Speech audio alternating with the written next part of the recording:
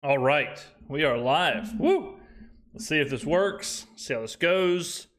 Per usual, we give it a little while here to see if it's all working and whatnot. Let's see here. Let me get everything situated. Get everything rocking and rolling.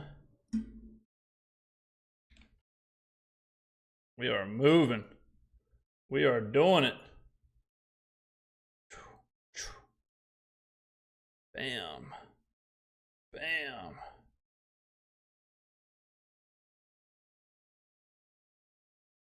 All right. Now we wait. Now we see if this works. You never know how the multi-live stream situation is going to go. If it's going to populate, if it's going to pop off, if it's actually going to work. Let's see here. So we are going to wait and see. Let's see here. Is it working? All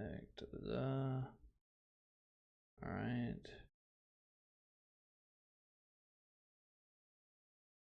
I think we are good. Wait and see, ladies and gentlemen. Wait for the population. Let's see. There we go. Is this working? Is it working? Are we involved?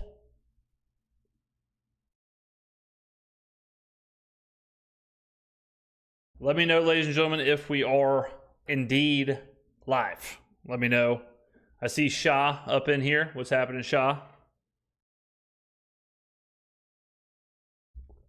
So let me know, let me know, let me know. Let's see. It looks like Twitter looks like is working. Okay, good. Good. Let's go. How I know you? You probably know me as the superstar, the face of the franchise, the greatest, really, a media figure there is. Best reaction channel, sports media, fastest rising channel in New Orleans. Any of those things could be the one. It could be how you know. Who knows? All right, I'm seeing some more viewers popping in here, so hopefully that means everything is working. It's crazy because like you click live and then it's just like, all right. We'll see. I don't know. So it looks like it is working, though. I know we've got Twitter is live. I think YouTube is working. Let me check here. Let me check. Let me go behind the scenes, if you will. Let me see. Yep, looks like YouTube. Let's see, is YouTube working?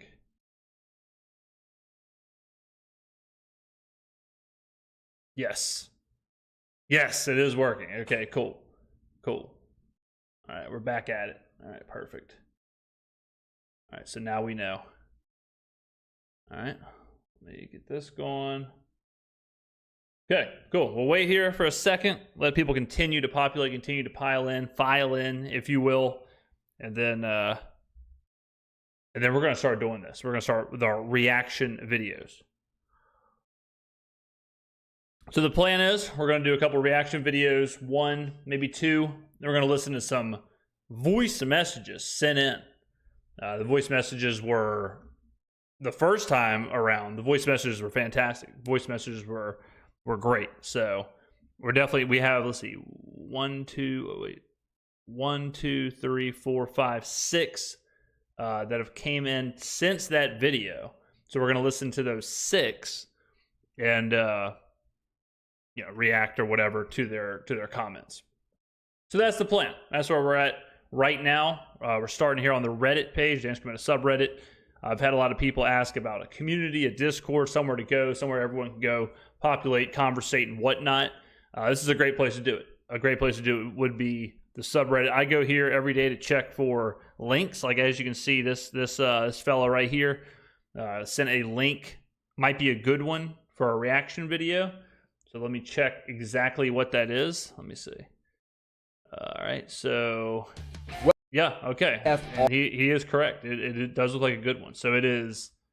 This is what the link was right here. Boom. How Saints could have spent $100 million they wasted on Derek Carr. So we're going from the subreddit.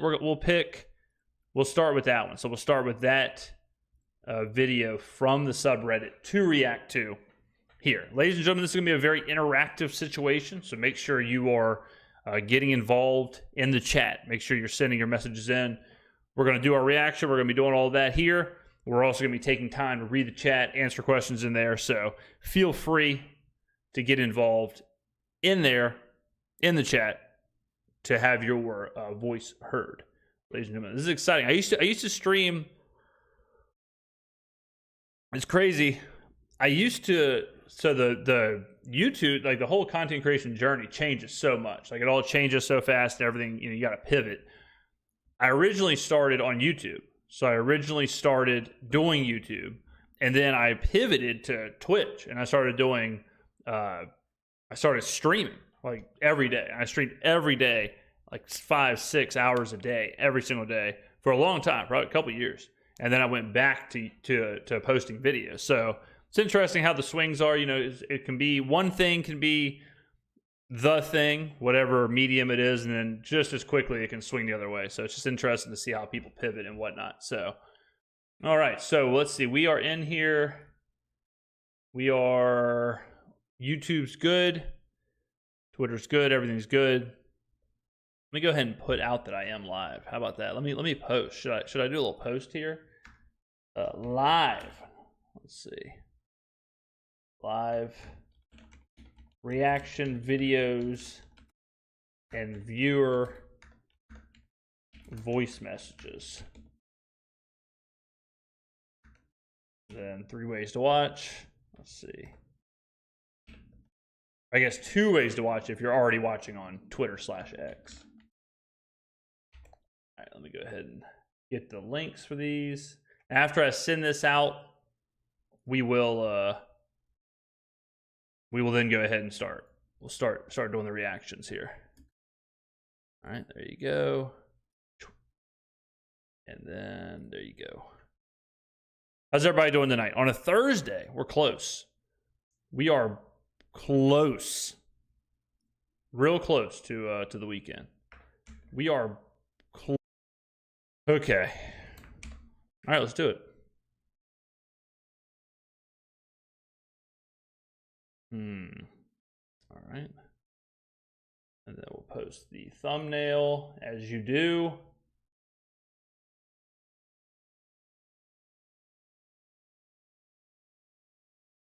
All right.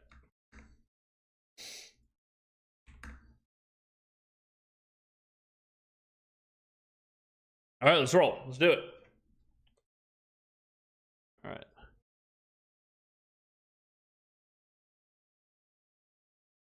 All right, let's get started. So this video was on the Skrmetta subreddit, sent by SafeAd4322.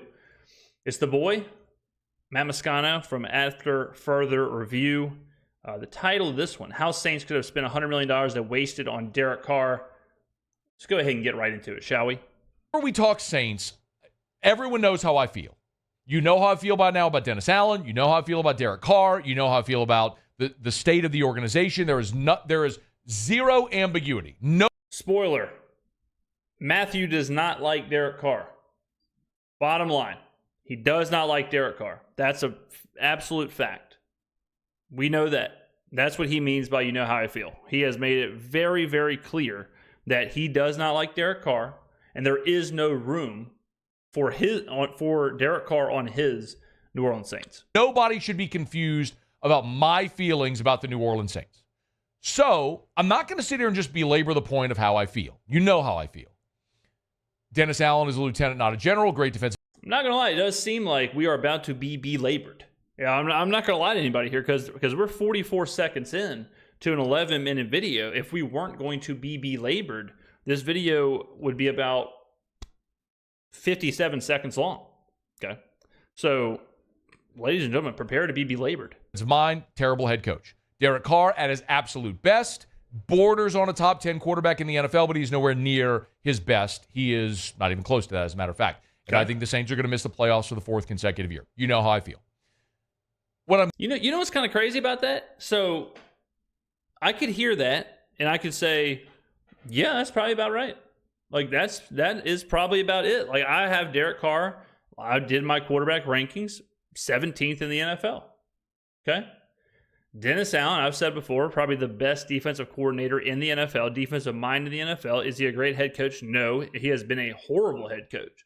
So if we're starting at that foundation that Matt's laying out there, I'd agree with him.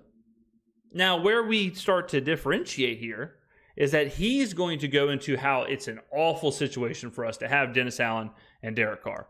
And where I pivot to is that it's not that bad of a situation. It's a winnable situation. Is it the best situation? No. We just said he's a top 10, maybe sometimes middle tier quarterback most of the time, and Dennis Allen's a below average head coach. We just said that. Right? It's not a great situation. It's not Andy Reid and Patrick Mahomes, but it's still a winnable situation. It's a relevant situation. The team is relevant. So those streets are very, very different. What I'm going to do throughout this offseason is continue to point out third-party and objective rankings, data, metric numbers that speak to this Saints team for 2024. Okay. And this is something that popped up last week. Pro Football Focus is going through their position rankings. So they're ranking the players by position in the NFL. We did running back. We did a video. The Pro Football Focus has the Saints as a tier 2 running back room. And I intended to get to this last week, and it slipped through the cracks. But I want to circle back to it now because PFF released their quarterback ranking. So they ranked all 32 starters ahead of the NFL season. Number one on the list is no surprise. It's Patrick Mahomes. We all know that. Mahomes is number one. And number two is Lamar Jackson. So you got a couple of MVPs right there. I'm trying to think who we did a quarterback ranking, and someone had Carr at like 27.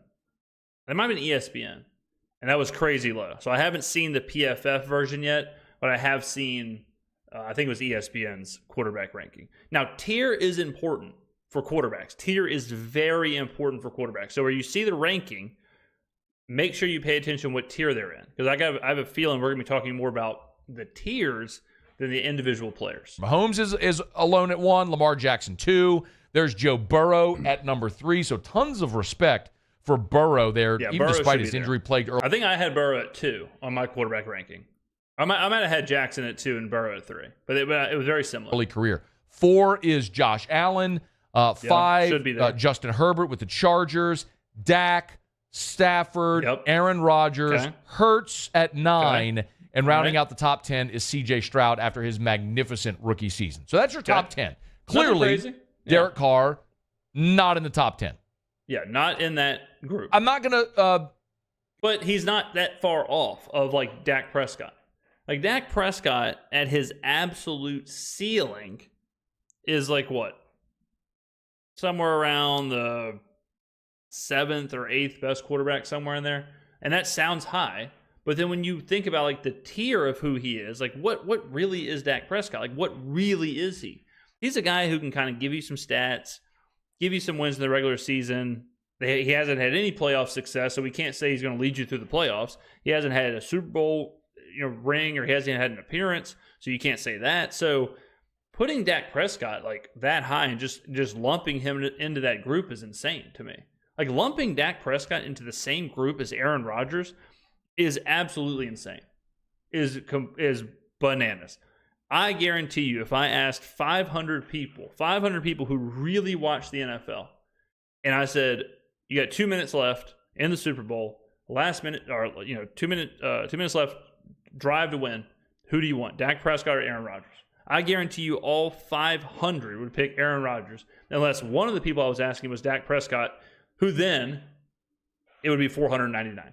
Going to bury the lead. Number 20 is Baker Mayfield on this list. Okay. What tier, though? And then one spot after Baker Mayfield is where we find Derek Carr, who is one spot ahead of Russell Wilson. So 21's kind of low, but I need to see the tier that he's in here. But 21 isn't crazy. 21-22 is Mayfield, Derek Carr, Russell Wilson.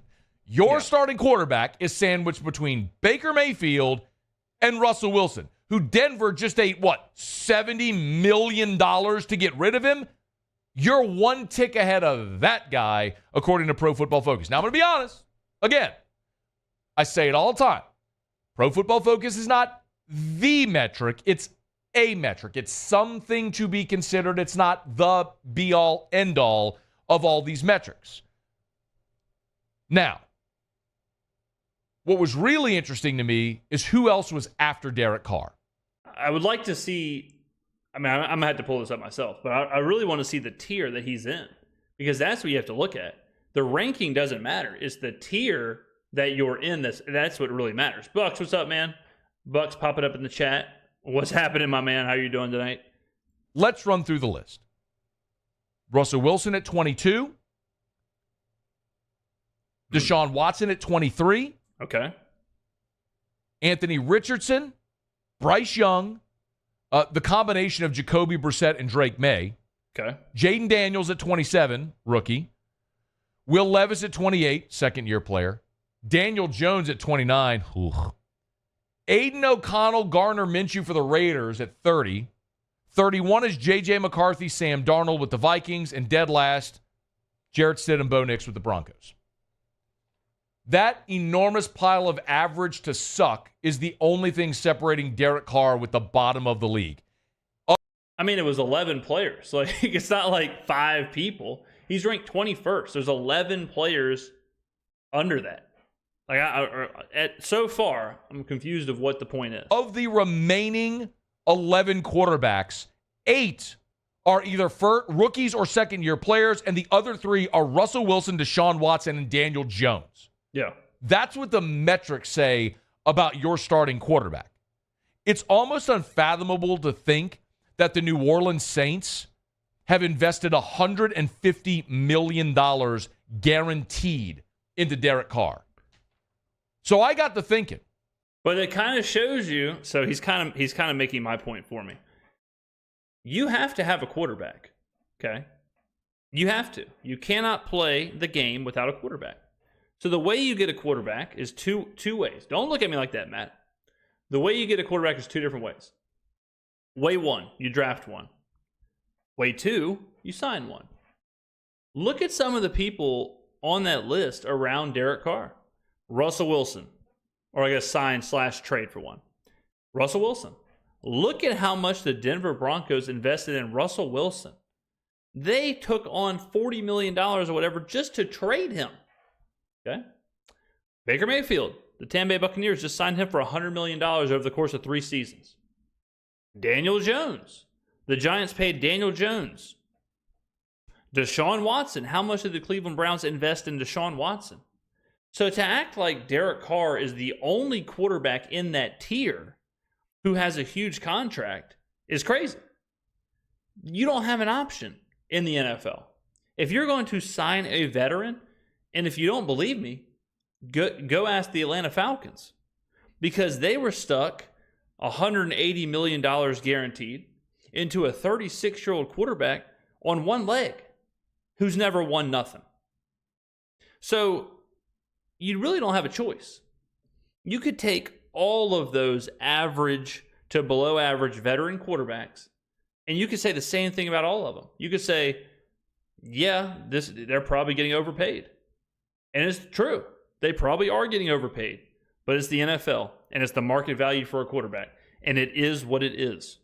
So, if you compare, hell, if you take that same list that he's got, and you compare Derek Carr's investment to Russell Wilson's investment, to Baker Mayfield's investment, to Kirk Cousins' investment, to Daniel Jones' investment, to Deshaun Watson's investment, the Derek Carr deal looks like a pretty good piece of business. 4 years, $150 million with $100 million guaranteed. How else could you blow $100 million? Get $100 million, burning a hole in your pocket. You could spend it on Derek Carr. Or, you know what you could do? Do what Steve Wynn did. Wynn Hotels. Went and bought a $100 million home in Aspen. Gorgeous property, by the way. What the hell are we talking about? What are we talking about? I mean, this right here, nothing could have prepared me for that. I mean, nothing, ladies and gentlemen, could have prepared me for Derek Carr being compared to a piece of real estate in Colorado. I mean, did y'all see that coming? Did anyone else see that coming, or was it just me that is absolutely befuddled? Oh, that seems a lot better than Derek Carr. Put a car in the many garages at the home there in Aspen for Steve Wynn. Speaking of cars, Muse, would you drive a Lamborghini? I would, yeah, 100%. Lamborghinis cost $229K. You know what that means, Muse? It means you could buy 436 Lamborghinis. That's what you could do with $100 million. You know what you could do, Muse? You could get every member of the Saints team. Mrs. B could have bought every member of the Saints team 9 Lambos. Everybody, 1 to 53. Everybody gets 9 Lambos. That's what you could do that would with help $100 million. Morale. You into art? Not really. No, not really. I can't believe this. I mean, this is really. We've done a lot of reaction. Aspen doesn't have an absolute cannon. Yeah, Aspen's not going to convert on third down. I mean, Aspen is not going to move you up and down the field, right? Aspen's not going to try and get you the NFC South. We've watched a lot of reaction videos over the last couple years. This has absolutely melted my brain. Absolutely shocked me to my core that we're comparing Derek Carr's $100 million contract to what was it? 900 Lamborghinis and a home in Aspen, Colorado. Really into art? You ever heard of Picasso? I've heard of him, though, Yeah, Pablo Picasso has a painting called La Peine Agile. I think I said that right, maybe not. That thing's valued at $100 million from 1904. You could buy a Picasso from 1904 for $100 million, Muse. You could do that. Or you could set a match to $100 million and sign Derek Carr. How about this? You into sports memorabilia? Yeah, I like that a lot. What's your favorite piece of sports memorabilia? You know what's crazy, guys? I say this all the time, but how insane would this conversation be? Like, how insane would these comparisons, even more insane would these comparisons be, if Derek Carr doesn't get hurt against Green Bay and the Saints win 10 games, win the NFC South, host a playoff game, and we're defending NFC South champions going into his second year? I mean, I don't know why I have to keep saying this, but the Saints didn't win 2 games last year. They didn't win 4 games. They didn't win 5 games. I mean, they were right there. They won 9 games with a horrible offensive coordinator, with a horrible offensive staff. Got rid of them. Upgraded the defensive line. Upgraded the offensive line. Brought in new coaches all over the shop. It just blows my mind that we are sitting here in June and we're talking about Derek Carr's contract and how it's a waste of $100 million. When the same list that was just pulled up had people like Deshaun Watson on it, Kirk Cousins on it, Daniel Jones on it, Russell Wilson on it, legitimate, horrible, some of the worst contracts. You might as well throw Brock Osweiler on there. Some of the worst contracts in the NFL. The Cleveland Browns invested so much, damn near gave Deshaun Watson, off-field issues aside, damn near gave Deshaun Watson equity in the team, basically, with how much they invested in him. And how much do you think they regret that? That Joe Flacco was better for them last year than their $250 million investment on top of draft picks, on top of all of that. Like the Denver Broncos. You don't think the Denver Broncos aren't regretting what they gave Russell Wilson? The trade to Seattle? Bucks is Seattle Seahawks? You don't think they regret that more than the Saints are going to regret giving Derek Carr $100 million over the course of whatever it amounts to, probably 3 seasons? If you look at it across the board, the Derek Carr contract is pretty chill. It is the least of the Saints' worry, is Derek Carr's contract. Least of their worry. I mean, this is nuts. Like, of my own? Yeah, let me know. So, some signed baseballs that I have, for sure. Awesome, sounds great. The top 10 pieces of sports memorabilia of all time. 1952 Mickey Mantle card, $12.6 million. The 1998 Michael Jordan NBA Finals Bulls jersey, $10 million. A Diego Maradona Hand of God jersey, $9.3 million. That's an ad that just rolled through. The Olympic Games Manifesto, $8.8 million. A Messi World Cup match-worn shirt, $7.8 million. The Honus Wagner T206, $7.25. A 1914 Babe Ruth rookie, $7.2. Ali's Rumble in the Jungle Belt, $6.2. Kobe Bryant's 2007-2008 Lakers jersey, $5.8. And a Ruth jersey from 1928 at $5.6 million. The top 10 most valuable pieces of sports memorabilia ever, Muse. You could buy them all and still have $19.4 million left. That's what you could do. You know what else you could do? What else You into the WNBA there, Muse? All right. I mean, we got to. I mean, I don't like fast forwarding. I don't like fast forwarding through. I cannot believe this keeps going. I keep thinking it's going to be like, okay, let's get back to the point. Let's get back to the conversation. But it's just more comparisons. You could buy the team, Muse. Yeah, probably. Get E-Rock and maybe one or two friends out there. Equal that awful movie series. We could build that line. That would actually be handing out hundos as tips to everybody. Going. How about that? Here you go. That's not a stray. Just keeps going. The Mets are catching the. You could sign Derek Carr. You know what?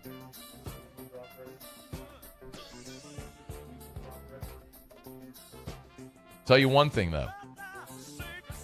One of the quarterbacks that Derek Carr is ahead of, Deshaun Watson, who the Browns paid $230 million to.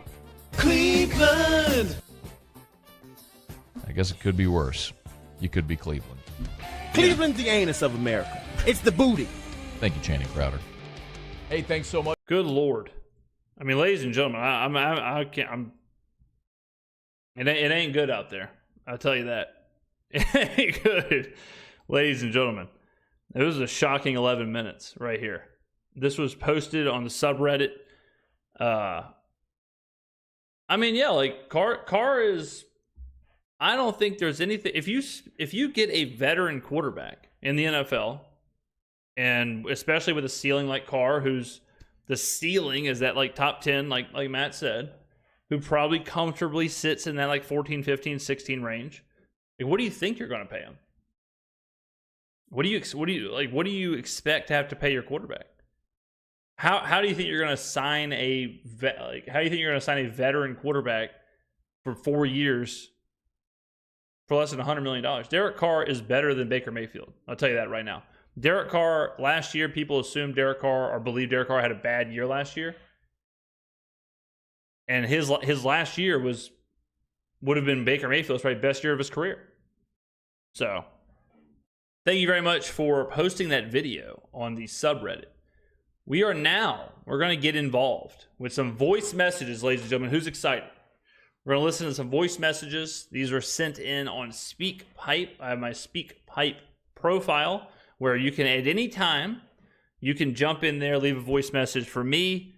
This is very controversial yet brave for me to listen to these live. But you can drop a voice message on there for me, and I can listen to it. We can listen to it together, and I'll answer the question. So let's go ahead and listen to the first one, ladies and gentlemen. We did a video of these this week. Was amazing. Loved it. Fantastic time. And so this is the sequel to that, some may say. This one right here is from Hurricane Mike. Okay, Hurricane Mike. He was on the first one. I remember the name. How could you forget? So let's listen to what Hurricane Mike has to say. Hey, James. This is your boy Hurricane Mike back at it, and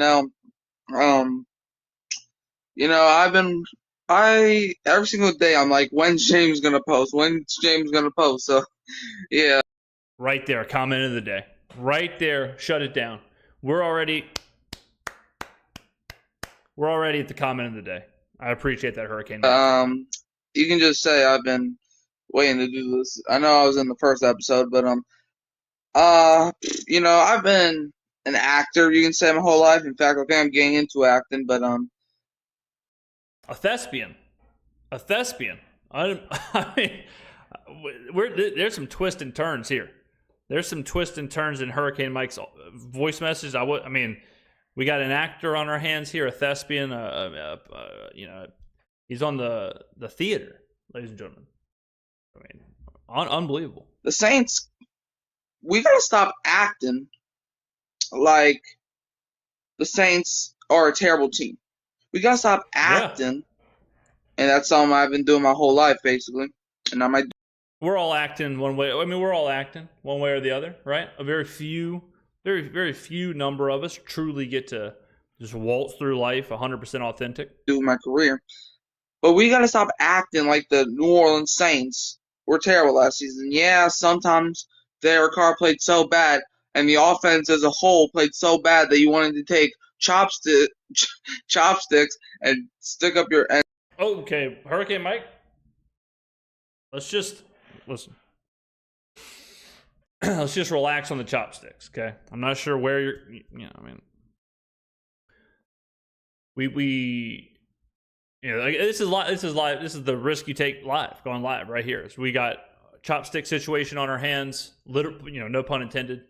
So, I have to let him continue. And stick out your eyes, or take your eyes out like chicken or whatever. But we gotta stop acting like the Saints are a bad team. Like, let's be honest. Like, if a couple games go our way, we're a 10, 11, 12-win team. Jesus. So, yeah, I mean, it's all about this, that, God. and the other.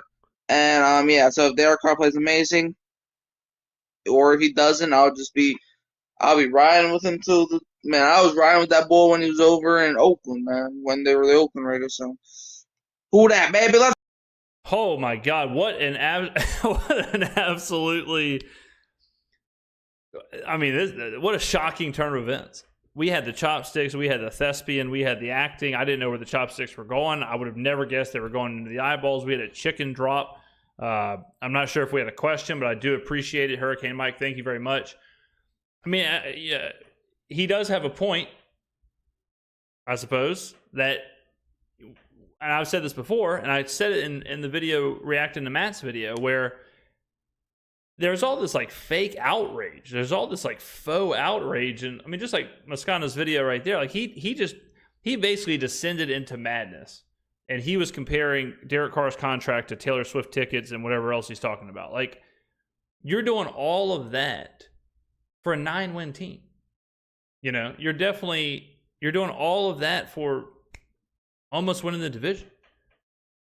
I mean, like, somebody in the chat, how many games did the Dolphins win last year? It could have been too many more than, it had to be somewhere around the same number. Like, there are good teams who win 9 wins. There are good teams who, you don't always, like, great teams don't just, or teams don't, or they're not just great or bad. Like, there is a middle ground, and teams can be in that middle ground. Is it good? No, it's not. You don't want to stay there. But if we're in the middle ground right now, we're rebuilding, we're retuning, trying to get more talent on the roster, moving some things around. Like, you don't just go from like that area in the middle to we're the worst team of all time and all this fake outrage. So I do agree. They do have to quit. People have to quit acting like the situation is way worse than it is. All right, next one from Matt. 9 seconds. So Matt is I mean, this couldn't be two more different phone calls here. So this is a voice message from Matt. As a fellow New Orleanian, I just wanted to ask, what's your favorite bar and favorite restaurant in the city? Okay, good question. Great question. Yeah, so I've lived in New Orleans for over 3 years now. All 3 years in the French Quarter. Obviously, huge food scene, huge bar scene, and I definitely partake in both. I definitely, when I first moved here, a huge thing I wanted to do was really experience the city. So I walked around all the time. I was like, on Saturdays, if I had nothing to do and it was good weather, I would just go walk, and I would try different bars and different restaurants, and I did that a lot, and I still do that to this day. I mean, it's harder to find new bars and new restaurants now after living here for so long, but so my favorite bar, I like a bar that you can sit down and it's, the aesthetic is pleasing. It's clean. It's, it doesn't have to be nice, but I like it to be a bar where I can sit down and relax and it's aesthetically pleasing. It's not a dive bar. I'd go to dive bars, but I wouldn't pick that as my favorite bar. I don't want it to be so fancy to where I can't go in there wearing a hat or shorts or whatever else. I just want to be able to walk in, go to the bar. I also like when a bar has a TV because I like to watch the games and keep up with the games and all that stuff. So one bar that I really, really like, and also you want good drinks too, right? So one bar I go to all the time is a bar called Curio. Curio is also a restaurant, but I love the bar. It's on Royal Street. It's on the corner of Royal Street. You can sit at their bar, beautiful bar. They have 2 TVs, great drinks, great drink menu, and half of the building is basically outside. So you can kind of like watch people walk up and down Royal Street. It's a really nice scene, really nice aesthetic. Another one of my favorite bars I give you too is a bar called Dovetail. Probably the best drinks in the city, probably the best bartenders in the city. As far as just a bar, I love that bar. Doesn't have TV, so it's not like you wouldn't go there to watch the games, but if you just want a good drink, it's a super cool building, super cool setup. Love those 2. Favorite restaurant, top to bottom, best meal I've probably had in the city. It's probably a restaurant called Irene's down in the French Quarter. It's an Italian restaurant, but that's probably the best like just meal I've had. So those come quickly to my head. But there's so many you can't go wrong. Mr. B's Bistro, fantastic restaurant. I do like the Carousel Bar in the Monteleon, Sazerac Bar in the Roosevelt. Let's see. Yeah, so those are some good ones. So thank you for the call, Matt. This one is from Alvin. Could be Alvin Kamara. Could be AK41. Who knows? Alvin, 13 seconds. So another nice and short one. Hey James. First off, how's it going? Hope you're having a good day. What's happening, man? I'm fantastic. I'm going live. I'm getting back to my roots here, doing some live streaming. I mean, just proving every day why we truly are the fastest growing channel in sports media. I'm moving to New Orleans soon for college. Okay. Could be Tulane. Tulane, obviously, in uptown New Orleans. Could be UNO, University of New Orleans. It's a little further out of the city. But got any suggestions on how to adjust, what it'd be like? Yeah, I mean, it depends on where you're living, obviously, but I would say if you are coming to New Orleans, if you're moving to New Orleans, the best thing you can do is adventure. Best thing you can do is just get out into the city, adventure into the city, get to know the city, walk around, try new bars, try new restaurants. There's an old quote from Anthony Bourdain that I think about all the time, and it's like a super long quote, but it's like, have the Negroni, have the oysters, and it's basically, he's saying just try things, just try new experiences, have fun. And all of that. And I agree. And New Orleans, that's the best thing. Like, just go do stuff you would never do. Go to the art museum. Go just sit in a courtyard and listen to a random jazz musician. Go eat something you never eaten. Go eat escargot. If you've never had a soft shell crab, eat a soft shell crab. If you don't like it, don't eat it again. But you got to try it. And if you love New Orleans will love you back. That is 100% true. So, just get into the mix, get into the city, go to the festivals. Like I said, I live in the French Quarter. I go to the French Quarter Festival every year. Do all the things. Go to the shows, go to the concerts, all that. So that would be my advice to just kind of getting used to New Orleans. Definitely be safe. I mean, it's definitely, everyone knows how New Orleans is, so be safe. Don't walk at nighttime in, dimly lit, seedy alleyways. Like, don't be walking around by yourself at 1 a.m., 2 a.m., Stay in a populated area. Keep your wallet in your front pocket. You do all those things, you'll be okay. Be smart, head on a swivel, and you'll be okay. So, yeah, but welcome. So it is the greatest. It is the greatest city in the world, but also at the same time is can be an absolute cesspool. So it's tricky to navigate, but Nola is Gotham City with no Batman. That is so true. That is the truest thing I've ever heard. My girlfriend is going to New Orleans for a bachelorette party in October. Is it over for me? Thoughts? It's not good. I'll tell you that, Bucks. It's not good. It's not good. If she's, good. Godspeed. But if she comes back, I'd call it a W. I'd call it a win. All right, next one from Anonymous. Could be a person, could be the infamous hacker group. We don't know. 9 seconds, so a nice short message. Let's hear what they have to say. Hi, James. Big fan. Why do you have a I appreciate that, my man. red line across your eyes and your logo? Thank you. Good question. So it's so interesting how this kind of stuff just kind of evolves, just kind of plays out. Like when you first create a channel, and my channel created, it has to be every bit of 10, 12 years ago now. But when I first did the logo, you always bounce in between, and Bucks knows this more than anybody, but you always bounce in between like logo ideas. And at one point, logos were like really cartoonish, and they were just kind of like, they were almost like a balloon art of your name with like a football or something in there. And then that changed, and then people kind of went to their profile picture and then whatever. So I decided a long time ago to just do my picture as like me, but I didn't want it to be just a headshot because that's kind of weird. So I landed on a drawing. The actual image is a sketch. It's a picture of me, but it looks like someone drew it with a pencil. But it doesn't look great in the small circle of like a YouTube icon. So I had to put some color on there. And again, this is like on like a trial version of Photoshop 12 years ago on a computer that barely even ran. So I had to put some color on there. So I ended, and every single talk show host or comedian or whatever always puts the X on their mouth. You always see it. It's like, like the duct tape on the mouth thing. It's like it's so played out. So I did it over my eyes because that's a symbol of like you're blind, but you're kind of all seeing, but you can't see at the same time. So it was kind of a play on those two things. It was a play on not doing the mouth, doing the eyes, which is a complete opposite of the mouth. And then the old school like Tibetan monk thought of, even though you can't literally see, you can figuratively see everything. That was the mindset. And so and the red looked good on the YouTube, with the YouTube icon and all that stuff. So it just stuck. And I never changed it. And that's it. So that is the genesis of the logo and all that. There's really not much more to it, but I like it. I think it looks great. I really do like it. I like how now with the different channels, we have the different colors and all that. So there's stuff you can do with it. But I do like it. So a great question. I was not ready for that question. I really don't think about the logo that much anymore. I guess I should, but great question. That was fantastic. Very good question. All right, this is from Rashad Jackson. 31 seconds. Let's go, Rashad. Rashad, is it playing? What's going on here? Rashad, hello? Yeah, we'll get back to Rashad. Rashad? Let's see here. So let's refresh. There we go. Hey, what's up, James?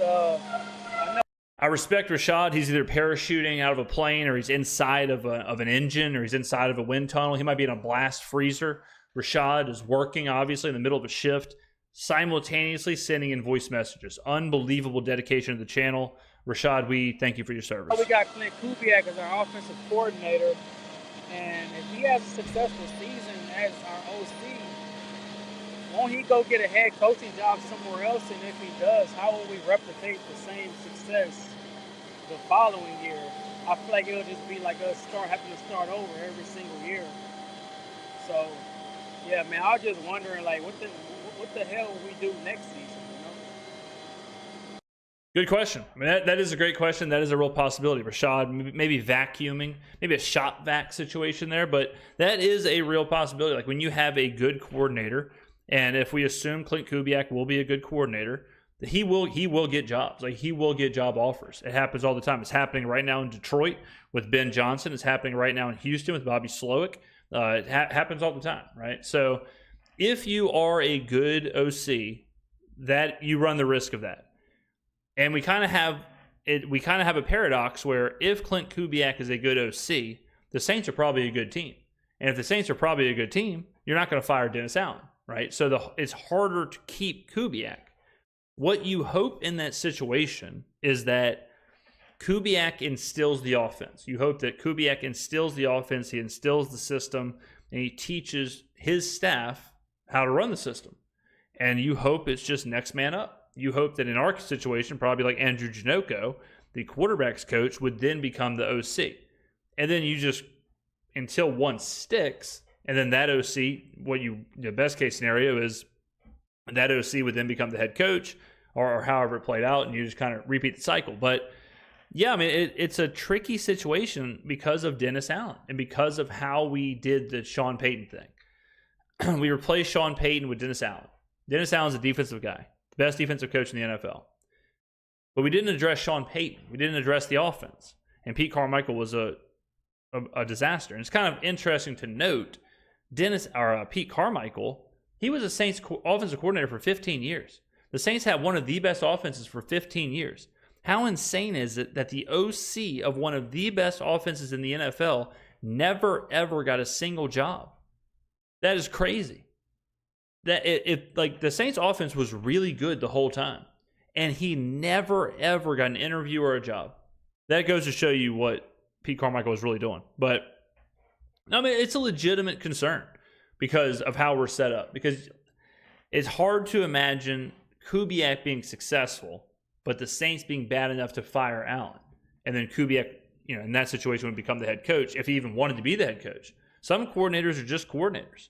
And then you hope that eventually what happens is you land somebody who, like a Sean McVay, who's just a head coach and a coordinator all wrapped up, and then you go from there. But there also is a possibility that Kubiak just wants to be a coordinator right now. Like Ben Johnson decided to come back to Detroit. So it's one of those things where it's a good problem to have. We'll see what happens down the road, but it's not crazy to be concerned about that. So good question. Good call. I hope whatever you're vacuuming up is clean. All right, last one. Mr. Egypt, or M. Egypt, excuse me. M. Egypt. 1 minute and 12 seconds long. Okay, we got to refresh this as well. Hey, James. How you doing, man? Doing fantastic. I hope you're fine. I hope you are doing well. Listen, I'm not an American citizen, as you can tell by my accent.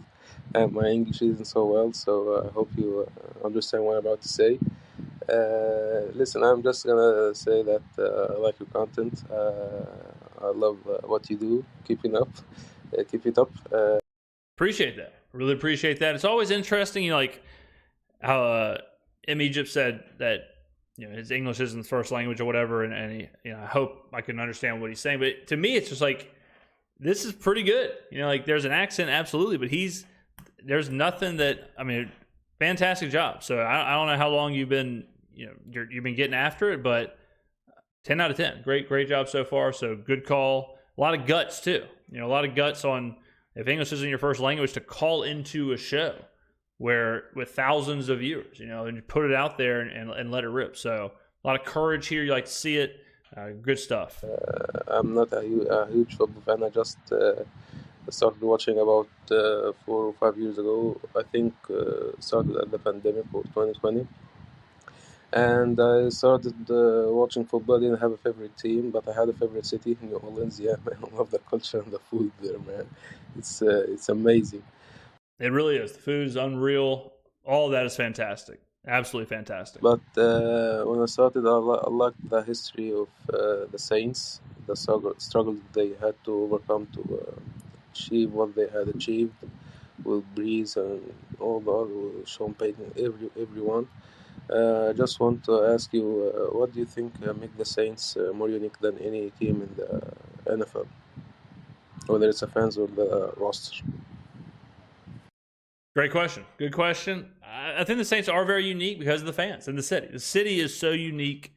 The people who live here are so unique. Everything about New Orleans is a very unique thing. Like to drive, I can't tell you how many times I'm just driving on a Tuesday or a Wednesday, and I see people in full, it looks like Halloween, where they're in full costume, or if you go to a restaurant at lunch, you never know what you're going to see. You can see, a bachelorette party all dressed up in one thing. You can see people with big hats and celebrating Mardi Gras or whatever. So the city itself is very unique. And because of the Saints' history with the city, especially with Katrina and Drew Brees and all that you talked about, there is a connection that is like beyond football. There's a connection that's beyond sports within this city. And it doesn't translate to like the Pelicans, or it doesn't translate to anybody else because of Katrina and Breeze. Like having, I see pictures all the time. There was a picture on my Reddit, I think, or on the Saints Reddit, of the Superdome, because the Superdome was like a sanctuary city after Katrina, where everyone who lost their houses and couldn't get back to their homes because of the flooding, they all lived in the Superdome for a couple of days. And it was a horrible situation, and before they eventually got them out of there. But to go from that to then a few years later, you're playing NFL games in that same arena, and to just have the parallel of those two things happening in the same city, and then of course the redemption with Gleason, Gleason blocking the punt against the Falcons, and then Breeze arriving, and I'm getting chills just talking about it. But Breeze arriving and bringing the Saints up like that right there is what makes them unique. You throw onto that just the backdrop of New Orleans, the backdrop of the city, the backdrop of the music and the food and the parties and all that. So that is why I think the Saints are such a unique team and such a unique. The NFL wants the Saints to be relevant. New Orleans is not a big city. Like it's not New York, it's not Los Angeles, it's not Dallas, it's not this enormous city. But we host Super Bowls, we host WrestleManias, we host Final Fours. Like we're one of the biggest host cities, tourist cities, or whatever in the world for a reason. So that's why I would say the Saints are the most unique team in the NFL, because they do come with a lot of that. Ladies and gentlemen, a quick reminder: the Twitter. If you're not following the Twitter, always follow the Twitter for updates and to reach me. The best way to connect to me is on Twitter. Instagram, follow the Instagram. We post stuff on there, mostly clips from the show. I also need to start posting some stuff of just me walking around and it being involved in New Orleans. And of course, the subreddit too. Drop the links in the subreddit. Drop the links in there. It's a good spot for me to see shows and see all that. Jesus. And this guy right here, absolutely deranged. Whoever's posting this, Saints memes. Drop this in the subreddit. I don't condone this kind of stuff, ladies and gentlemen, but what are you going to do? So join the subreddit, join the community and whatnot. All right, let's watch one more video here. Let's watch another one. We'll do one more reaction live in living color, and then we'll pop off. So let's see. Let's pick one. Let's pick one. What are we thinking? Let's go down the list here. Let's see. Got Dennis Allen, Derek Carr on the night of worship, free agent targets. I feel like there was one I wanted to see. I feel like I saw one earlier and it popped up. Let's do, or if anyone has one, feel free to put the link in the chat, of course. Let's see. We'll find one. We've done a few of these already. Oh, there's me. There's the superstar. All right, let's see. Let's do Chris Olave injured. Derek Carr, year 2, rookie standouts. That's Moscano. I don't want to do 2 Moscano videos in a row here. Let's do this one. Saints OTAs week 3. Well, that's 40 minutes long. I don't want to do a 40 minutes one. Let's do Chris Olave. Let's do Chris Olave. Chris Olave's first impressions of new Saints offense. This is a Chris Olave video. So we haven't heard from Olave. Or this is a New Orleans Saints video featuring Chris Olave. So we haven't heard from Olave during OTAs. We haven't heard from him yet. So it'll be interesting to see what he thinks about this. I do think it's important to hear from. It is important to hear from the players. Like when they're getting involved in this new system and they're seeing it for the first time.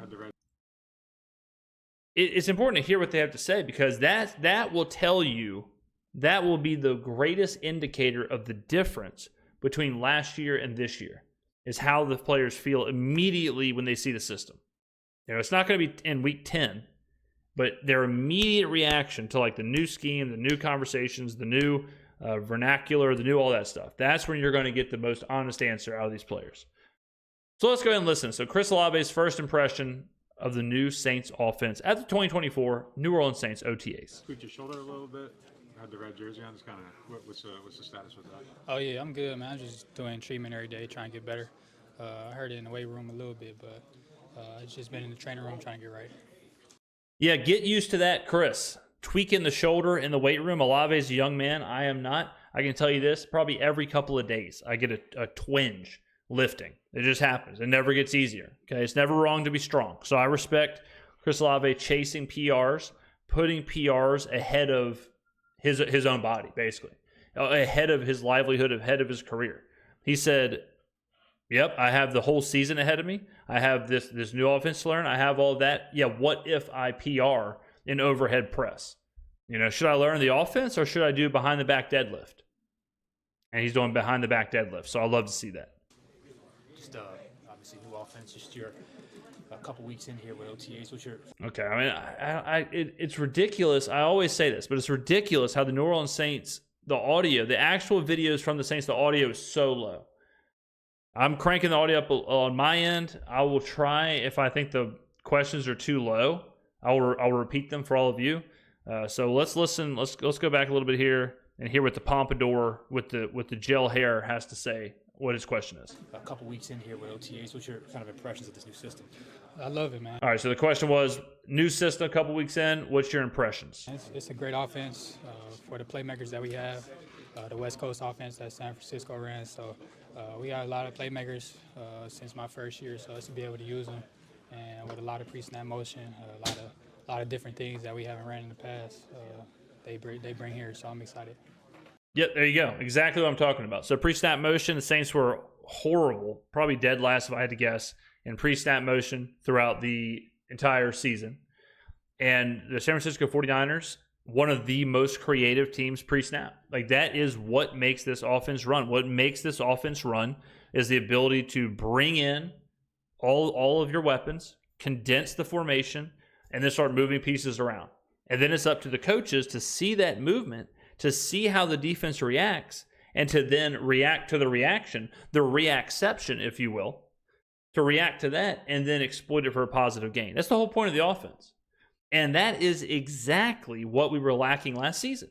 What we had last season was Pete Carmichael wrote down 10 plays, in one of those giant crayons, wrote 10 plays down, and then he just ran those 10 plays. And that was it. And he just ran them in order. Didn't matter what was happening on the field. Didn't matter the down and distance. And he just let it rip. Instead, now we have coaches who have to be so engaged, because the only way this offense works is if the coaches can see what's happening, can see the adjustments, can see the movements, and then figure out the positive reaction to those. So that's another great example of how different this offense is going to be. People keep telling me, they keep saying, like, we don't know what the offense is going to do until the season starts. Not true. Patently false. Not true at all. We know what this offense is going to look like. We don't know the results of the offense. We don't know the statistics. We don't know how it's going to actually be executed. We don't know the win-loss. We don't know all that. But we do know the vision. We do know the strategy. We do know the scheme. We do know the plan. The plan is we're going to have a lot of pre-snap motion. The plan is we're going to have multiple running backs on the field at the same time. The plan is we're going to be one of the lowest teams in the NFL running the traditional 11 personnel sets. That's the plan. We know that. And so now it's what is it going to look like as far as the execution is the next question. What do you think some of that will be able to bring out of your game as you keep trying to, level up and everything? Just being more explosive, probably more yards per catch with the space that he's putting us into. The more yards at the catch, more explosive plays for not just only me but Sheed and AK and Taysom. So I'm excited to be able to be in the system. Yeah, I mean, that's kind of another trademark of this offense, and the trademark of offenses like this, like in Miami and in Los Angeles, is that it's not just a wide receiver on defensive back, get open, we'll throw you the ball. It's the offense gets you open. The whole point of the offense is to figure out the matchups to get the player open. So if the player is getting the ball, whether it's a receiver or a running back or a tight end, they're getting the ball because they are open. So if you see Miami, if you see San Francisco, if you see the Rams, those are teams that all excel in yards after the catch. They excel in yards after the catch because when they get the ball, they are in space. They're rocking and rolling. They're moving around. And that, like Chris Olave said, that alone is so beneficial for these guys, so beneficial for playmakers, because when you get playmakers in space, a lot can happen. It's one thing if they're making contested catch after contested catch after contested catch, but catching it in space, being able to use their athleticism and their playmaking ability, that alone could boost Chris Olave to that superstar status. I assume you think you guys can be a lot more explosive than you have been the last couple of years? Oh, yeah, of course. It brings a lot of different things, in the playbook, but just accountability, I feel like that's going to lead us to success. They said the language is a little shorter. Have you found that the language that you guys use Is it about the same or is it? It's kind of the same. All right, so the question was, the language is shorter, so the play calls are shorter in this offense. So I've laid this out before, so I'll lay it out generally. And like Sean Payton's offense, the play calls are very long. Play calls are long because you are telling every single individual player exactly what they're doing during the play. The play calls from this offense are shorter because you're expecting the players to know what they're supposed to do. So instead of just waiting to hear for their call sign, instead of just doing that and then only knowing their part, they now have to know the entire play. So they have to know every facet of every play. That's why it's shorter. The benefits of that is obviously you can get in and out of the offense quicker. The negative of that is that it forces the players it puts the responsibility on them to know so much more about every play. Right? So a lot's been made of that so far coming into the season. And really, it's a long plays, but it's more understanding for sure. I feel like you could get to that more understanding plays, and I feel like that's the difference. Yeah, I mean exactly what he said. Like you have to understand the whole play. You can't just wait for X slant to know you're running a slant route. You have to know like, okay, Y zebra, I'm doing this on that play, and then it's out of this set and whatever else. So it definitely is a lot more of understanding the actual plays. Peter was saying the other day, just kind of like coming into this offense after like 20 years of Breeze and just kind of how it was just kind of built on top of each other and on top of each other is like kind of a lot to kind of take in. Do you find that like kind of tearing it down to something new, starting to like zero with everybody? It's just a little bit easier to kind of get everybody on the same page. Yeah, I feel like it's way easier. Like you said, it was kind of more of a Drew Brees style, the last playbook. So all credit to them, though. They built that around him, around his players. But like I said, it's more. This playbook is more for matchups, and I feel like it's going to be better for us. How do you think it's So I haven't thought about that. That's actually a good point. So that's Nick Underhill asking that question. So when you think about Breeze's offense, and you think about Peyton's offense, it was the same guy, Sean Payton, and the same quarterback, Drew Brees, for the better part of 15 years. So when they say it's been built over itself on top of each other for 20 years, that means that they had the playbook originally, and then they just kept evolving it, but you're evolving inside of that same playbook. So to come in year 18 or year 14 or whatever, you've got to learn 13 years of the offense, and then you have to learn the new part of the offense. So it's just so much more to learn. I never really thought how confusing that can be. Whereas now, everyone's learning the exact same thing. Everyone's learning chapter 1, page 1. Everyone's starting at the same part of the book. It'd be like like reading Harry Potter or something. I mean, Harry Potter's not as long as 20 years or whatever, but if you want to read Harry Potter, like if a new Harry Potter book came out, now we're doing a metaphor here. We're doing a Skrmetta. If a new Harry Potter came out, if the 8th book came out, you would have to read 7 books to be caught up with everybody else, to then read the 8th book, right? But if you start a brand new series comes out, every single person is just reading that first book. So that is something that a lot of these players are going to benefit from, especially I think the second-year players who were there last year, who had to try and learn all that and cram all that knowledge in. Those players now can just say, okay, we got a free year to get used to our surroundings, a free year to get used to our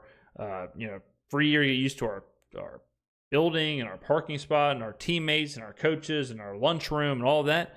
And now we can focus on all at the same time, learn a brand new playbook. So huge benefit there. going to really take advantage of your skill sets? I have no idea what that question was. Let me try and hear. Let me try and really hear what the aluminum can on the end of the fishing wire attached to the other aluminum can. Let me try and hear what this question was here. And like I said, it's more. This playbook is more for. And all right, we're backing up a little bit. How do you think it's going to really take advantage of your skill sets? All right, they said, how do you think it's going to take advantage of your skill set? Building around the strengths that I have, you know what I'm saying, things that I can do and things that she can do, things that our players can do is kind of focused on what we can do and building on that feel like it's playing to the player's strengths. So I feel like it's gonna help us a lot. That's a big part of this offense too. Is that because of what I said earlier about the matchups, you have to only is a crazy image to pause it on, but you have to take advantage of the strengths, because the whole point of the offense is to get a certain matchup to exploit a certain thing. What you're trying to exploit is your player's strength. So understand, and Kubiak has said that. Kubiak has gone as far as to say, like, we got to see what we have first before we build this offense. So I'm expecting right now, that's what they're trying to do. They're trying to figure out the strengths to then figure out, okay, this is what we have. This is our strengths. This is the best parts of our offense. How do we utilize this? But you got to figure out what it is first. Emphasis has been around the way this offense will have a lot more speed. How is that? I mean, Dan, that was the craziest thing I've ever seen. I feel like I paid $12.99 on OnlyFans. What the hell just happened? Jesus. I didn't understand the question. Chris, it's a family show. Lord. I mean, I got to put my safe search on. Put my VPN on to watch the Saints YouTube. I mean, like I said, it's building around the player's strengths. So, of course, we got speed with me and she and AT at receiver. So, just building around that.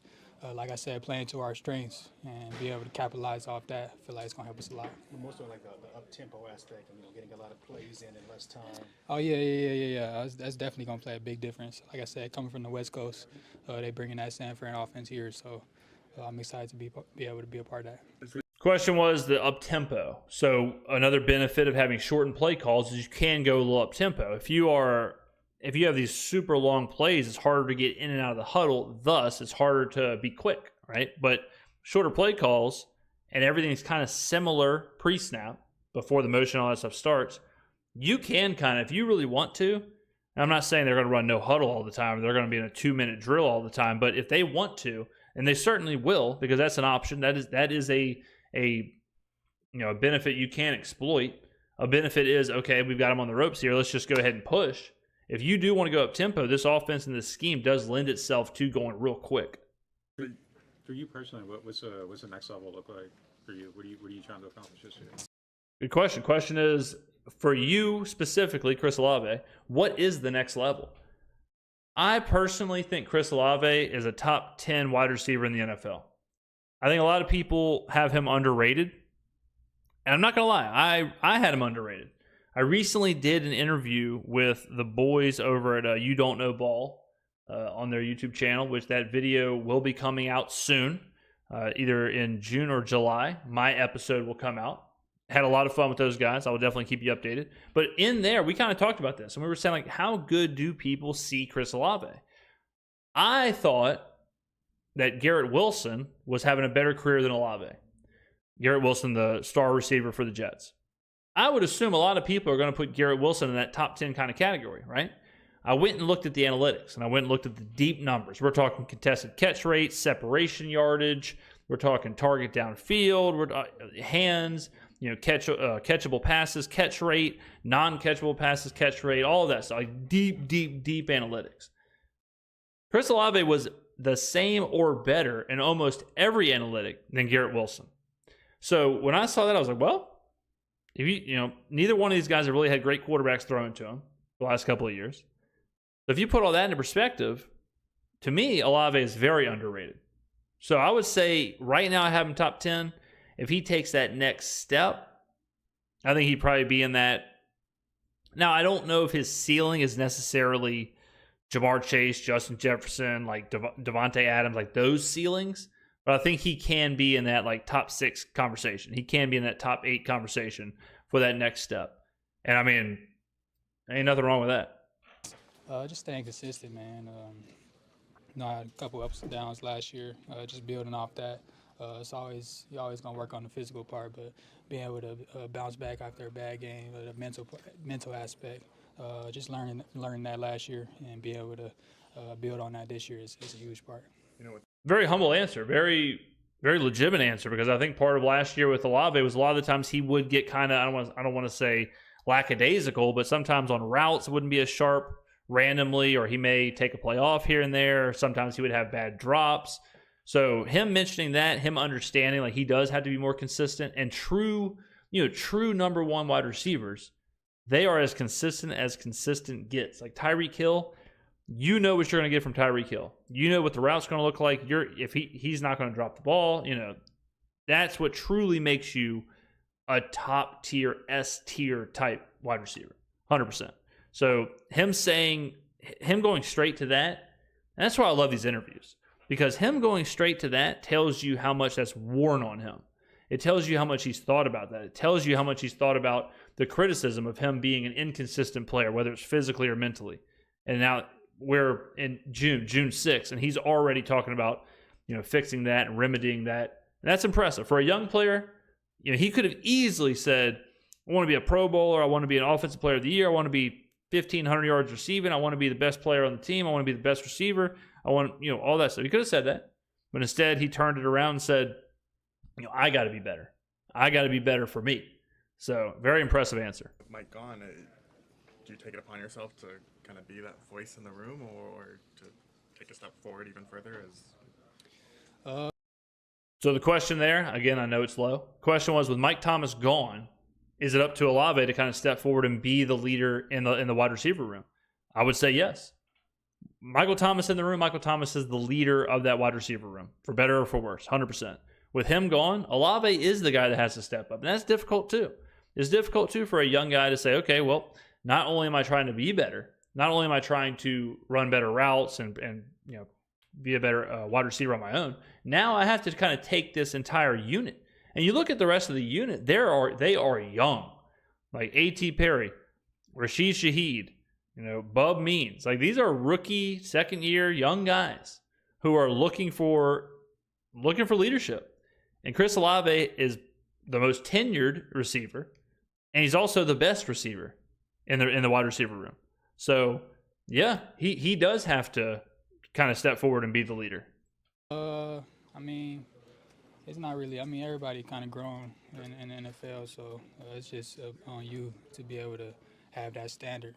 Like I said, I just try to do that, lead by example. I'm not really outspoken, but just lead by example, working hard, trying to dominate every rep, and hopefully they follow after that. And that yards after the catch, do you feel like that's a strength of yours that maybe wasn't utilized? I don't know if "utilize" is the right word, but you could show more in that kind of Yeah, it's an offense that is built around that. Just catching the ball in space, catching the ball over the middle, or even on the outside with space and separation. I feel like it's built around having yards after catch. So I'm definitely proud to be in the system, like I said, and I'm excited. That's also really beneficial for Carr on the offensive line, because let me draw it up for you, okay? Let's say you want to get 12 yards. In last year's system with the Saints, you're going to have to throw a ball 12 yards downfield. Like there wasn't a yards after the catch emphasis. There wasn't any of that. So then all of a sudden now, what do you have to do? If you're trying to throw the ball further downfield, you got to hold the ball longer. You got to take a longer drop back. You got to set back in the pocket for longer. You got to let the receivers run downfield further. You got to let the routes develop, all that stuff. And then what happens? The offensive line can't hold up. Then what happens? Derek Carr holds the ball too long, or he's getting pressured in the pocket. He collapses. He gets sacked. We saw that all last year. With an offense like this, you want 12 yards. You can run a 5-yard route. You can run a 6-yard, 7-yard, 8-yard route, because you understand there might be 5 yards of yak, yards after the catch. There might be 5 yards of yak baked into that. So that's another huge benefit to this, is you don't have to hold the ball that long. You don't have to drop back that far. There's not that much pressure and emphasis and onus on the offensive line. So the offensive line doesn't have to say, okay, it's 3rd and 10. We are going to have a big-time drop back here. We're going to have to hold our line. We're going to have to hold the pocket because we got to give time for the receivers to get downfield. It's not the case anymore. So with a team like our team, with a weak offensive line, with a shaky at best offensive line, with a young offensive line, with Talise Fuaga and Trevor Penning, hugely beneficial as well. Is that a mindset too, like being good at yards after the catch? Oh yeah, of course. Question was, is that a mindset to be good at yards after the catch? You don't want to get tackled by the first person, and my mindset is trying to take everything to the house, every touch. So I definitely got to do that more, and I'll definitely try to work on that in practice. I would assume that's a change too for receivers, because if you think about it and you think like you're always making contested catches, you're used to catching the ball in traffic, catching the ball, getting hit, catching the ball, going to the ground. You're not really thinking about catching the ball, getting yourself ready to roll, and then going upfield. But if you're in a system like this where you are expected to get that yak, it does kind of change how you even catch the ball. Because now instead of just catching it go to the ground, you are aware that you're supposed to catch it, get up, and move. And I mean, these are all young guys, so they don't have to like really change things. But for someone like Michael Thomas, that would be a huge change. Think about Michael Thomas and all the catches you can remember of his career, all the slant routes and all the contested catches, really physical catches, like him catching the ball and immediately getting hit, immediately taken to the ground. Now, all of a sudden, imagine him catching the ball just open in space. That's a very different mindset for just reeling in those catches. Great dude. Man, what the hell was the question here? It's crazy how low some of these questions are. They try to work on that in practice. Great dude, man. Some that I definitely needed, some that he relates to me, just from backgrounds. And he's a great coach, great leader, motivational, and like I said, I'm excited to have him around. And yeah, they asked about the new wide receiver coach. For him to who I've heard is very energetic. I don't know anything about him. As wide receiver coach, it is what it is. But I've heard he's incredibly energetic on the practice field. Push me is everything that I need. So, when you're talking about like mentally bouncing back, from tough performances or whatever, like, did you try to find any resources to kind of help you figure out how to do that? Oh yeah. Question was, how do you bounce back? Talking about bouncing back from a bad performance. Did you find any resources to help you do that? I don't know if he means a Jordan Peterson podcast or some David Goggins Instagram clips. Like, I'm not sure what resources we're talking about here. I'm not sure if he's talking about, Jocko Willink's daily Instagrams, but I mean, it's older guys that tell me that's natural. Just have bad games, but just having the standard that I have for myself and the expectations I have for myself gets hard sometimes. So just being able to be hard on yourself, but at the same time, just let it go and just bounce back for the next game is something that I learned last year.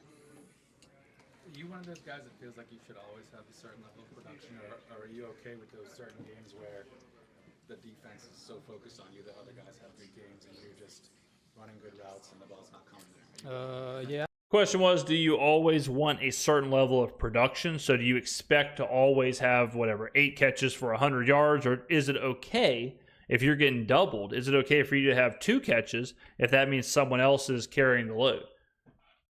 The answer, I think the easy answer is to say that you're okay with, whoever doing whatever they've got to do so that the team wins. But I also believe that the good players have to perform. Travis Kelce gets doubled every game. Travis Kelce still has to come up big in big moments. That's why they're the big players, right? Like, you don't think they're doubling Cooper Kupp, or they weren't doubling Cooper Kupp during his record-breaking year? You don't think they were doubling Puka Nacua last year? You don't think they were doubling Tyreek Hill when he was in Kansas City? Like, just because the pressure is on a player, the great players are the ones who can still perform, who can still produce. Now, it is up to the coaches too. It is up to the coaches to get Travis Kelce open, to get Tyreek Hill open, to get these players open, even among that kind of focus. So it's partly on the player to say, okay, yeah, I know I'm getting bracketed, or I know I'm getting double covered, or I know I'm getting an extra look, or whatever. If you're a defensive lineman, I know I'm going to be facing a left tackle and a fullback, or I know I'm getting chipped, but I still have to perform. It's not good enough to just take take that distraction. You have to also be good to the level that you can surpass it. So it's one of those answers where it's like, yeah, it's easy and it sounds good to be like, no, whoever, whatever, I don't care as long as we win. But the truth is that it really, it doesn't matter how much of a focus the defense has on you. You're the star player. You still have to be good, and you still have to perform, especially in crunch time. Yeah, I definitely was like that early in my career, especially in college. But I found out it's just about winning, really.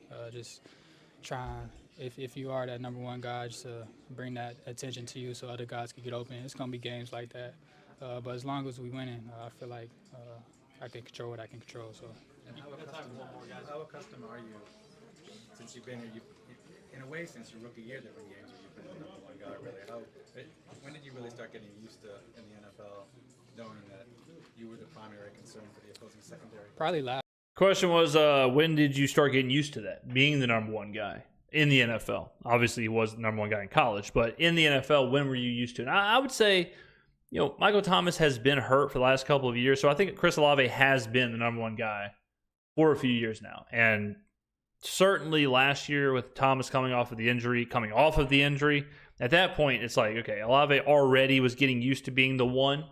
And then last year, he's already close enough to that mantle that's when you just break through and you are the number one guy, especially with a new quarterback coming in and kind of a fresh start with relationships and all that. Last year, really, my rookie year, I wasn't really receiver one. Mike and Jarvis was here, kind of had to play my role until they got hurt. But probably last year when that was the focal point, it still wasn't too much attention, but some games it was kind of like that. So probably last year, that's when I learned. Last year it was like that a lot. I mean, for Chris Olave, especially with the Saints who were down, it was very obvious where they were trying to go with the ball. So especially with the wide receiver room being a bit light after Thomas's injury, yeah, I'm sure Olave got, and that's hard. It's really hard I remember in Green Bay, if y'all remember when Jordy Nelson was the 1 and Randall Cobb was the 2, Cobb was a really good 2. But whenever Nelson was hurt and Cobb had to be the 1, he wasn't used to that, and his production suffered. It is really hard to go from you're on the second line of the secondary, whether it's the second worst or whatever, second best defensive back, to all of a sudden you're getting the number one guy, and you probably are getting bracketed, and you probably are getting double coverage if there is double coverage. Like, that's a very different world for wide receivers. So it's not as easy as, it's not Madden, where it's just, oh, this receiver's better, he's the number one wide receiver. Some receivers are really good at being a 2, or really good at being a 3. Cornerbacks are the same way. Some cornerbacks love to cover the slot. Some can't cover the slot. So there's so many nuances that just aren't talked about, aren't looked at in the NFL. And that's one of them. That is absolutely one of them. Taysom Hill kind of talked about something similar, where they were asking him the nuances of receiving a snap in the backfield or receiving a direct snap and then running.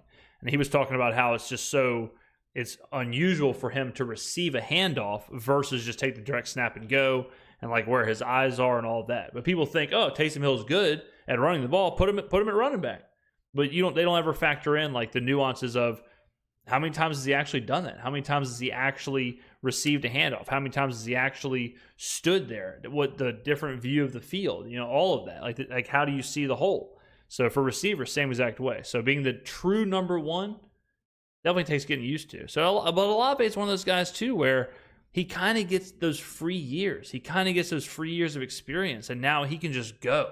He can just forget all of that. He can forget everything that happened last year or anything that happened before, and he can just take this year and make it whatever he wants it to be. And that's kind of the theme of the Saints this year, is that everything that happened in the past, wipe it clean. Forget about it. Wipe it clean. It's a brand new year, and that doesn't mean they're going to win 12 games, but it is worth getting excited about. And I think it's just one of those things where we're on the first page. We're truly on the first page of this Kubiak era, this like new offense.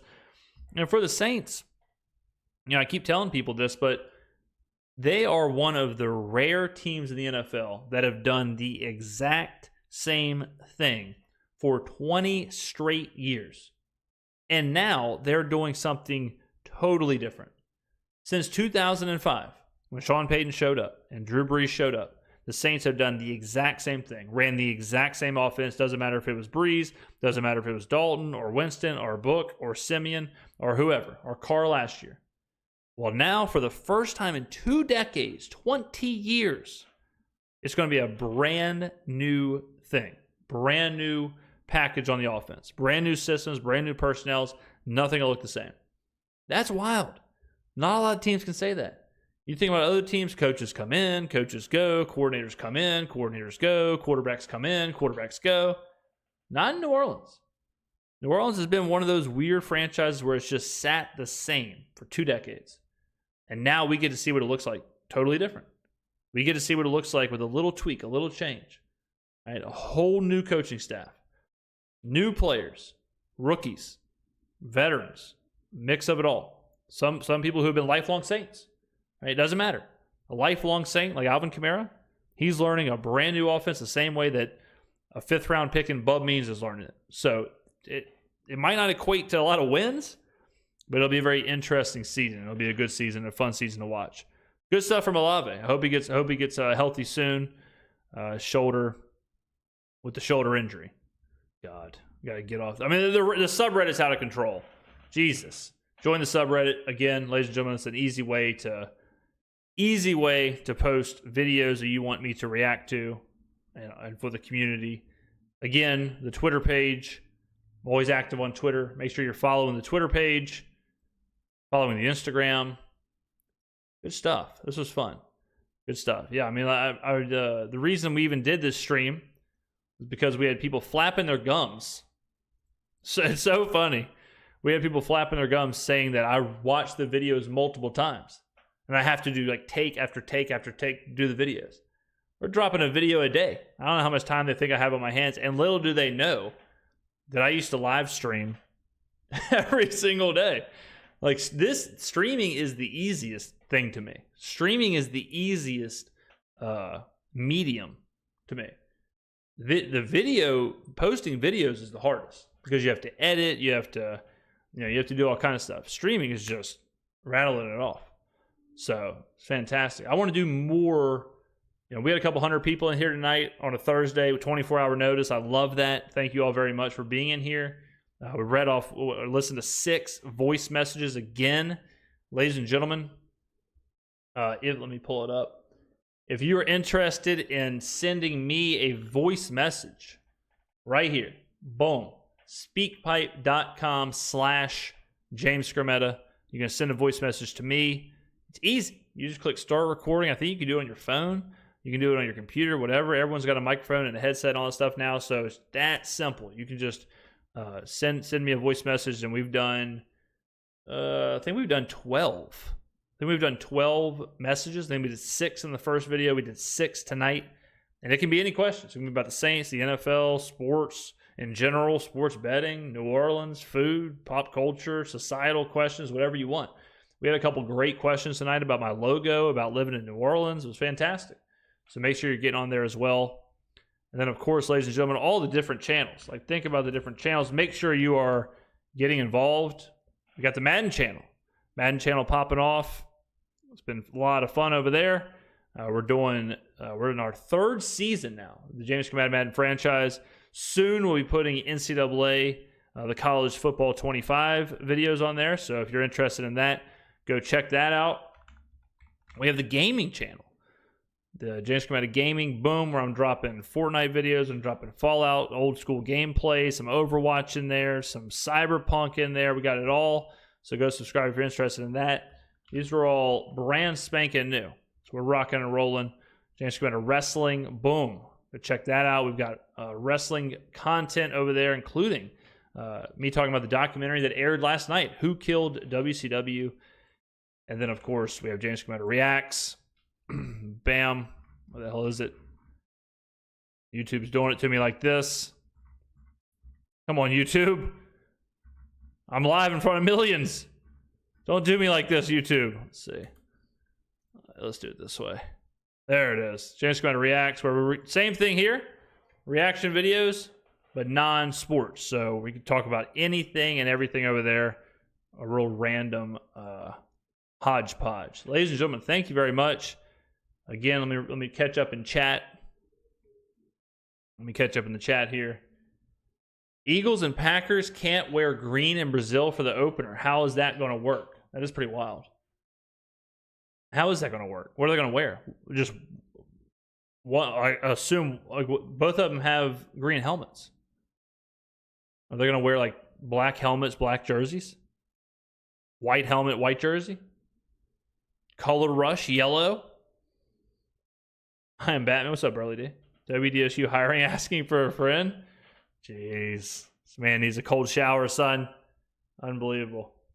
Ladies and gentlemen, we'll call it night. Easy. Nice little 90-minute hitter live on a Thursday. I'm going to cut up these videos. These videos will be on the channel if you're interested in watching them in their entirety later on. I'm sure, a lot of people will watch at their leisure, understandably. Thank you very much. This was awesome. We're going to do this more. I would not mind making Thursdays a usual thing. I would not mind making Thursdays a live reaction stream, catch up on the Reddit, catch up on voice messages, catch up on all the stuff. We can do all kinds of stuff on Thursday. So maybe we'll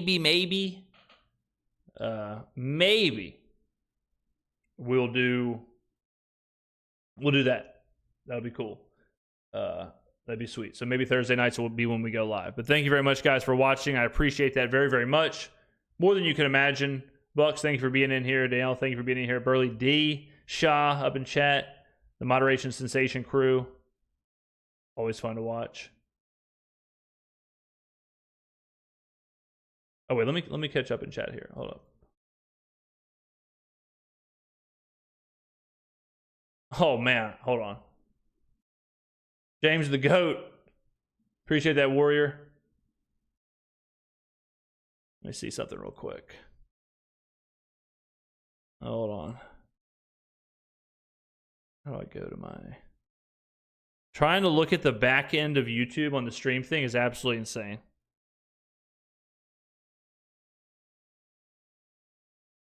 Let's see.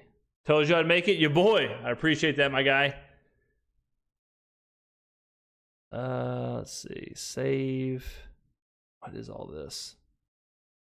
Save. YouTube's thing is nuts, man. Oil change got pushed off. There you go. Watch Granderson's video or interview. Carl? Man. Ladies and gentlemen, I just realized something. I just realized something. So, this is slightly embarrassing, ladies and gentlemen. So, on the stream, Bucks, you ain't gonna believe this. So, on the stream, what I'm looking at, you can look at like two chats. You can look at the multi-stream chat, which is all the chats roped into one, or you can look at like just a very specific chat. If DA gets fired, do we take a flyer on Bill or let Kyle have a shot? Bill Belichick? And by Kyle, do you mean Clint?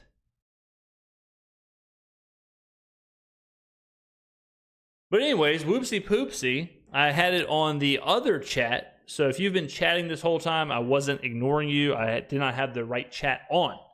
So that is on me. That is a whoops. So I'm now kind of getting caught up in chat here. So my apologies. Damn, my apologies if I miss you in chat. Classic, man.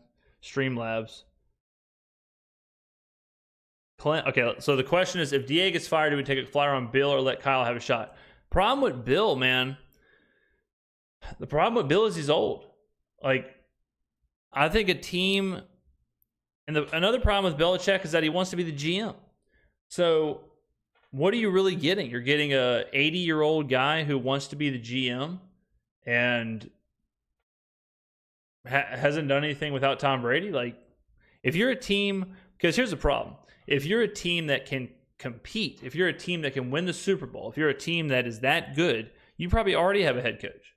You probably already have someone in place, right? So then it's not like the NBA where coaches come and coaches go, So I don't think Belichick is an option unless because again, like if you're going to get Belichick, the whole reason you get Belichick is because you want Belichick to create that culture. You want Belichick to create that whole thing. But he's 80 years old.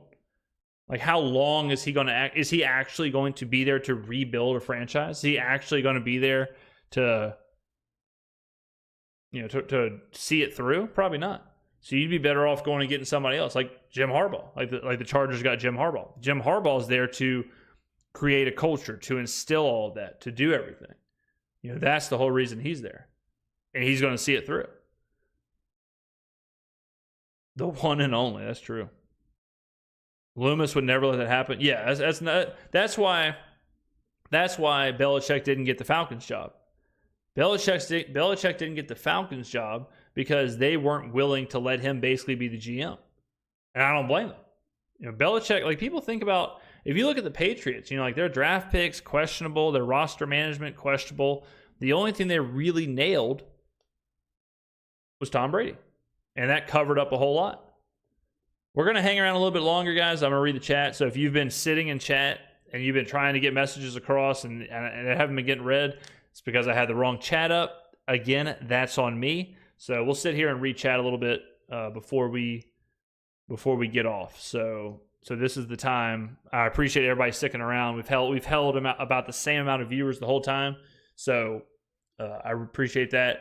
So I'm just going to read the chat right now. So if you got any questions or anything from earlier, even, feel free to put them in there.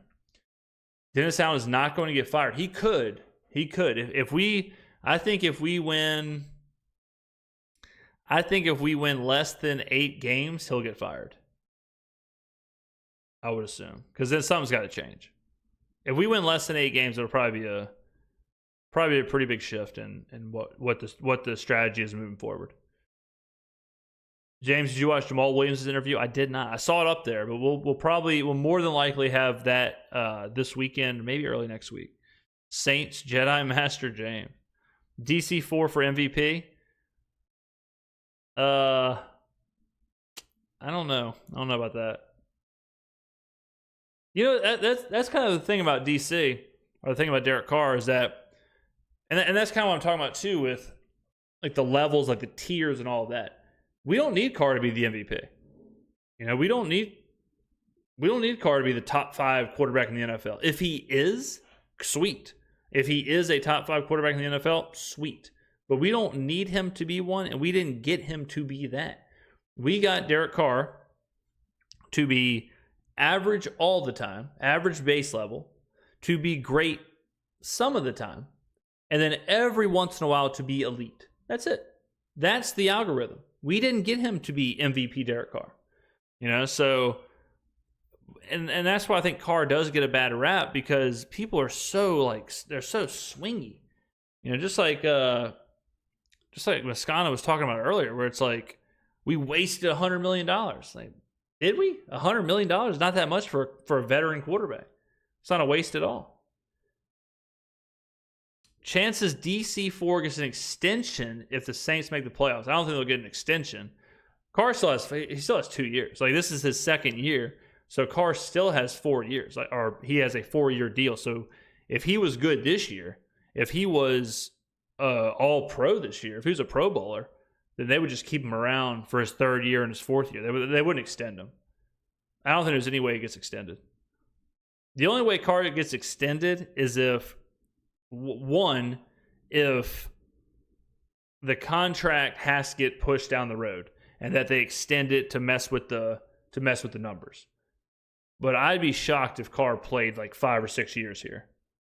Oh, I'd be really surprised. Yo, James, when's the next Madden game? We dropped the Week 1 Season 3 last night. Surprise drop. It was supposed to go tonight, but I dropped it last night for the boys. Then we will definitely have a game on Sunday. I would say Sunday. I would bank on Sunday. Would be Week 2. And then more than likely Monday would be Week 3. Is probably how it's going to go. I think we should rebuild. Rebuilding is a funny term though, because like if you're rebuilding, what does that mean, right? Like you have to. The only way you can rebuild is with a top quarterback. That's the only way you can rebuild. You have to rebuild with like a first overall pick, top 5 quarterback. That's it. But you have to be bad enough to get that pick. And that's very difficult. That's very difficult to do. James, why haven't you been on chats all along? I screwed up. I screwed the pooch. Whoopsie poopsie on my end. I had the wrong chat up. On like when you go live, not to get in the weeds here, but when you go live, you can see like multiple chats. And the chat I was looking at was a very like specific filter. So it only showed like 5 or 6 people. Then I switched to the actual chat, and now all the chats are coming through. So that's a whoopsie poopsie. That's on me. So now that's why I'm hanging around and just kind of knocking out some chat stuffs, because we still have a good chunk of people in here. We just had to wait until the season plays out. That's why I'm not going to say our O-line. Yeah, I mean, yeah, I agree. Part of it is you do have to see what happens in the season. Ben's video about the offensive line, Trevor and Fuaga, was interesting. Give me some hope or a more optimistic view about him this year. I did not. Oh, the Benton's interview? I saw he was interviewed, but I didn't see the actual video. Send me the link on Twitter or Reddit or Instagram or something, and I'll take a look at that one. I like the idea of getting a different head coach, but I hate the idea of finding a replacement for DA. Exactly. Like that's exactly what I've been saying. Where if you fire, that's the ultimate paradox, right? Like if you fire Dennis Allen, you have to go get a new defensive coach. But the paradox is that he is the best defensive coach. So you're firing Dennis Allen to get a worse defensive head coach to, I guess, promote Kubiak or whoever to the head coach. But then if you're firing Dennis Allen, it's because your team was bad. So then are you sure you want to promote like Kubiak to the head coach? It's a crazy paradox. And the whole problem was that when Peyton left, we didn't replace him with an offensive coach. We replaced him with a defensive coach. That was the whole problem. If we would have replaced Peyton with an offensive coach, kept Allen at defensive coordinator, we'd be fine. Carr just has to be healthy. Yeah, he just has to be healthy. If Carr is healthy, we'll be all right. How do we feel about Howden? I like Howden. Is he a starter? I think he could be. Yeah, he's definitely a starter in my Madden franchise, and he's sweet there. Even though the scheme of this system can help the offensive line be better, it's still not very good. So how can we be this optimistic that this team's offense will be good? Great question. That's from Brian. I have a great answer. Last year, Brian, the Houston Texans had a bottom 5 offensive line. The 4th best offensive line last year was the Indianapolis Colts. The 5th best offensive line last year was the Atlanta Falcons. What's the difference? The difference in the 4th and the 5th and the Texans, who are bottom 5, is that the Texans had a great head coach, they had a great offensive coordinator, they had a great quarterback, they had great wide receivers, they had great weapons, and a great defense. That's the difference. So offensive line isn't everything. It's not 1997. Back in 1997, you had to line up, big guys on big guys, and see what happened, see who won. Cincinnati Bengals, when they went to the Super Bowl, bottom 5 offensive line. What was the difference? Joe Burrow. That's the difference. So you do need an offensive line, but you don't need a great offensive line. You need an average offensive line. You covered college football? Oh, yeah. Yeah. We taught college football all throughout the year. Absolutely. Couldn't they promote Kubiak as an assistant head coach and pay him more? They could. Yeah. That could be an option. Yep. Absolutely. If that's what he's interested in, and he's an assistant head coach while being the OC, that absolutely could be it. Ever travel? Saints fan from Oregon. There you go. Hyped to go to the game in LA. Very nice. Yeah, I do some travel, not much. The only anytime I get out west is to Vegas. Never been to Oregon. That's up in Bucks' territory. One of the Moderation Sensation crew. Bucks is up from the PNW. We could fully have one of the worst ones, don't you think? Yeah, absolutely. Absolutely. Now, I did a video talking about the offensive line and how bad it can get quick. And it can. No doubt. And don't get it twisted. Like, we do need an average offensive line. If we have the worst offensive line, which is possible, if that's the case, well, yeah, we will struggle. That will be a huge problem. So I'm not saying that you can have the 32nd ranked offensive line and still win the Super Bowl. Not the case. So we just need Fuaga, Penning, who the hell ever, We just need them to be average. James, since you know a lot about fitness, can you help me? I'm trying to gain weight and just want to know if I eat 2,000 calories a day to maintain my current weight and eat 3,000 calories a day to gain weight. Once I am at a weight I like and want to maintain, do I have to eat 3,000 calories a day or can I go back to eating 2,000 calories a day? So I'm not a doctor here. I'm not a nutritionist, okay? But what I would do is I would eat the 3,000 calories a day, gain the weight, and then I would check and see what my new, because if you gain the weight, you're going to have a new caloric number to maintain your weight, right? Let's say you're going from 170 to 180. If at 170 you maintained at 2,000 but gained at 3,000, at 180 you may maintain at 3,000 and gain at 3,800. So then you would just maintain the 3,000 to maintain the weight. So I would get to the weight you want to get at and then check and see what your new caloric number is. But I don't really count calories as far as trying to gain in bulk. I just eat as much as possible. I've watched Spencer every game for 2 years. Some of those games at the stadium, he needs a year or two to develop the technical side of the game, but it's not crazy to say he has a Pat Mahomes style game. Agreed, 100%. I think Rattler is good. I think Rattler is very different than what we've had in the past. I think Rattler is fantastic. I love him. Oh, Anthony Palazzo has subscribed a minute ago. Thank you very much, my friend. Much appreciated. Thank you. And I agree. I think Rattler needs years to develop. And the good news is that we have years to give him. We have years to give him to develop. That's the good thing. The good thing is that we have plenty of time for him to develop. We don't have to rush Rattler at all. Can't wait for the season. I'm optimistic. Same. I'm very optimistic. Very optimistic about the offense. I do think we're going to surprise people. I've seen people say that we've regressed. People just don't know. Yeah, I don't think we've regressed. I think we've gotten better. I mean, the easiest possible way to look at it is, what was our problems last year? Coaching staff. We've got the coaching staff is better. Offensive line, drafted an offensive lineman. Defensive line, got Chase Young. We're trying. We took our problem areas and we did address them. How much did we address them? I don't know, but we did address them. What are your expectations for Olave stat line this season and the fantasy football outcome? I think he'll get a boost, but the player that I think will get the real boost is Alvin Kamara from a fantasy perspective, because I think Alvin Kamara is going to be asked to catch the ball a lot more while running true routes in space. So I think Kamara is the guy I would target in fantasy. 4-time Pro Bowler for $100 million is a steal. Yeah, I mean, exactly, Rex. It's not crazy. The contract's not crazy. Well, we're paying Carr. I think Carr's contract is better than Mayfield's contract. And I think Carr's contract is better than Cousins' contract. And I think Carr's contract is better than Watson. And I don't think it's that big of a deal. I don't think it's that big of a deal at all. Let's see. 1,100 with 6 touchdowns for Olave? That would be low. That would be low. What are your projections for Shaheed? Shaheed's interesting because I don't know. So something else you got to think about is you got to wonder who's going to be doing what.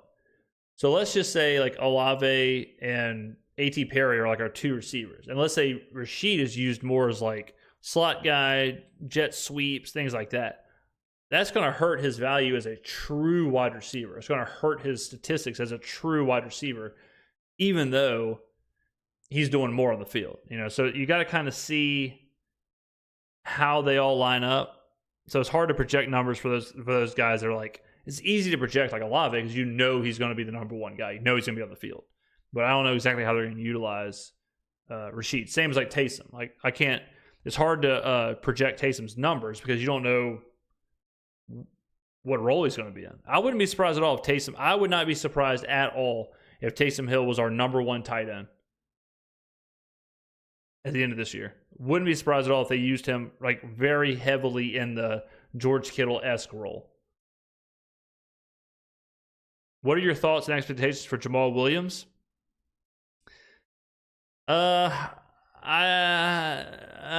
Jamal, I wasn't a big fan of the Jamal signing because we have Taysom. Like, what's Jamal good at? Jamal is good at short yardage. Jamal is good at goal line, right? What's Taysom good at? Short yardage and goal line. So we got Jamal, even though we already had Taysom. We already had the answer. Like, we already had what Jamal does, right? So I don't think there's a role for Jamal because, I mean, he's a good blocking back, I suppose, but, you know, I hope Kendra gets more snaps and playing time than Jamal. So I think Jamal's in a bad spot. Jamal needs to be in a spot like David Montgomery went and got in, where he can be that back. He can be the back who's your short yardage, grind it out, you know, dirty yards kind of a guy. But we already have that in Taysom. My 21st is the day of the home game against the Commanders. I got to make the trip from Idaho for it. Man, that is a hell of a day. It's a hell of a trip, too. How do you think Cam Jordan will do? I think Cam's going to bounce back. I think Cam will bounce back. I think he was hurt last year. You know, he's never got over the injury. But I think he'll have a bounce back season. I don't think he's going to have 12 sacks or anything, but I think he'll be good. And Chase Young being on the other side is good for Cam Jordan. Do you think Taysom, having such a good versatile skill set, he could possibly be a decent fantasy player to draft as a tight end, considering tight ends in fantasy have very similar outcomes? Yeah, I think Taysom's boom or bust. Taysom is he going to score? Is he going to score a touchdown? If Taysom Hill is vulturing touchdowns at the goal line, and he's our goal line back, he probably is good to have out there. Imagine Olave and Sheed go for 1,000 each. I'm honestly glad we get the really good teams in the beginning. It's going to show. I like that too, CJ. I like that. I like the fact that we got good teams early because it forces the team to get ready early.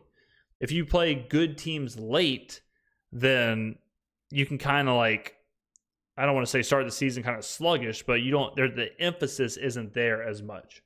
Whereas if you're playing the Kansas City Chiefs early, your team is focused early. So I do like that as well.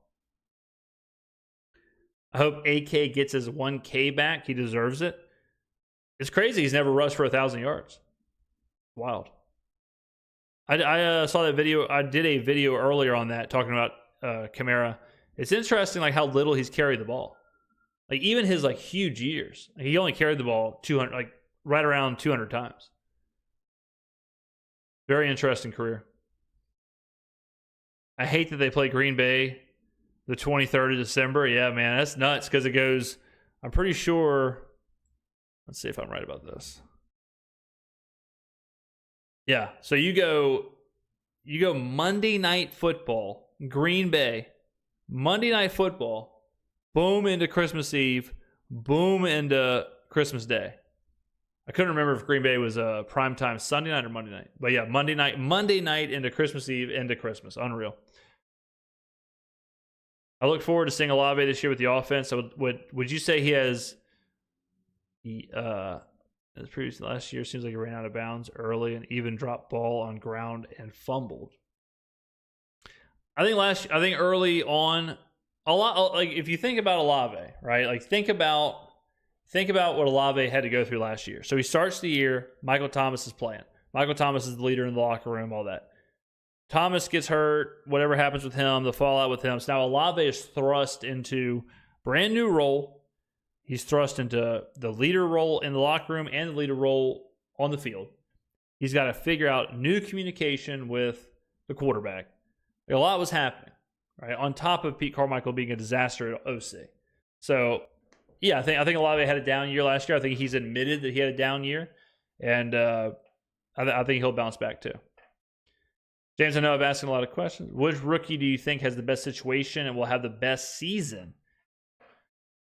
None in a fantasy perspective because you can't. I mean, you're not going to draft Talise Fuaga, right? So then the only other option is Bub Means. Like, how much do I think Bub Means is going to contribute? Not very much as far as a fantasy perspective. So I would not advise drafting any Saints rookies.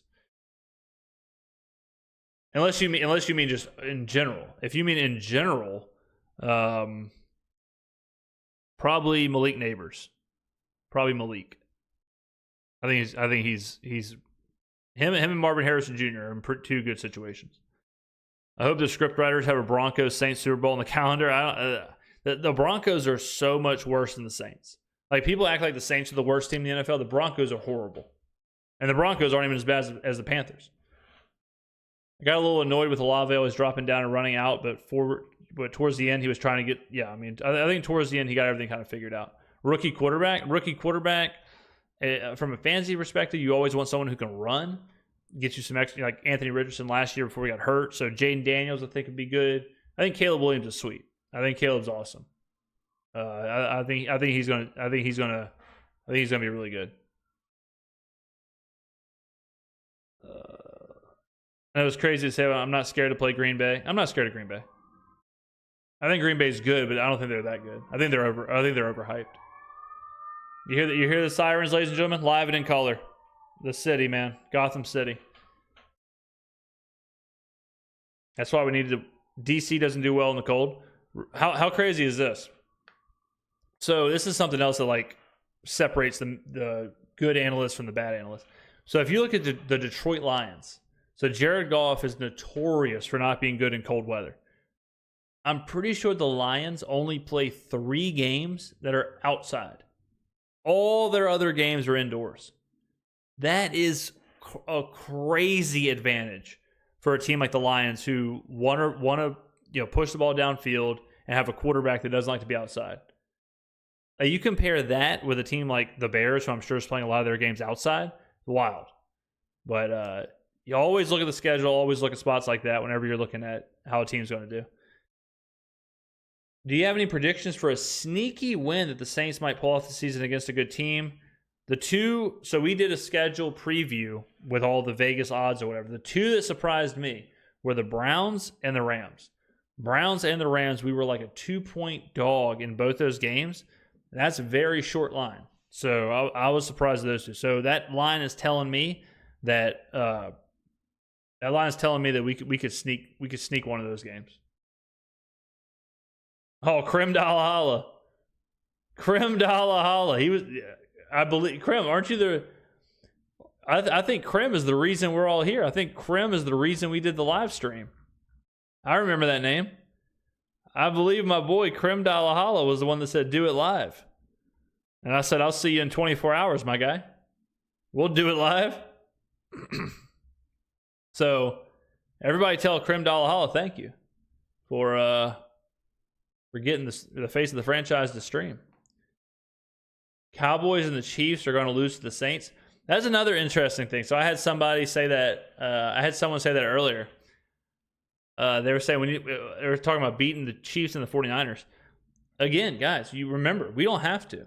We do not have to beat the Chiefs. We don't have to beat the 49ers. All we got to do is take care of business in the division. We got to take care of business against the Panthers, against the Falcons, against the Bucks. We got to beat the teams that we can beat. The Raiders, the Broncos, the Giants, teams like that. Or not the Giants, but the Raiders, the Broncos, the Commanders. Beat teams that we can beat. And all we got to do is get to like 10-ish wins, and that can win the division. We don't have to beat the Niners. We don't have to beat the Cowboys. We don't have to beat the Chiefs. Don't worry about that. Take care of your business. That's what we're trying to do. We're trying to win the division. That's it. We're not trying to get a wild card. We're trying to win the NFC South. If we win the NFC South, we host a playoff game. That's it. So that's what we should focus on. The schedule's easy at parts, but we got to take care of the easy parts. Got to take care of those teams. The Broncos, got to beat them. Raiders, got to beat them. Chiefs, yeah, that'll be a big game. Niners, be a big game, no doubt. Got to beat the teams we can beat. Our main problem is Pete Carmichael. We definitely upgraded, no doubt. If we can get Kamara going this year,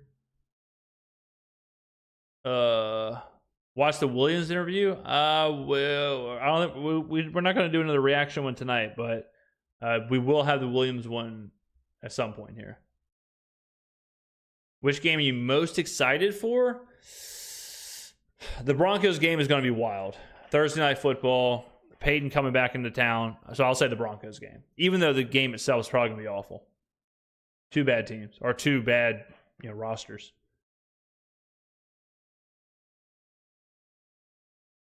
We have the best D-line in the division. I mean, that's a tough. I mean, that's some weak D-lines. It might be the best of the worst. But with Burns and all the problems in Carolina, like him leaving and Carolina shuffling people around, like their D-line's horrible. Atlanta had a horrible defensive line. They did draft a lot of defensive linemen, but got to beat as many NFC teams as possible. Yep, no doubt. What's your thoughts on all the quarterbacks we're facing in the first 10 weeks of the season, and how is that considered the second easiest schedule? So the way that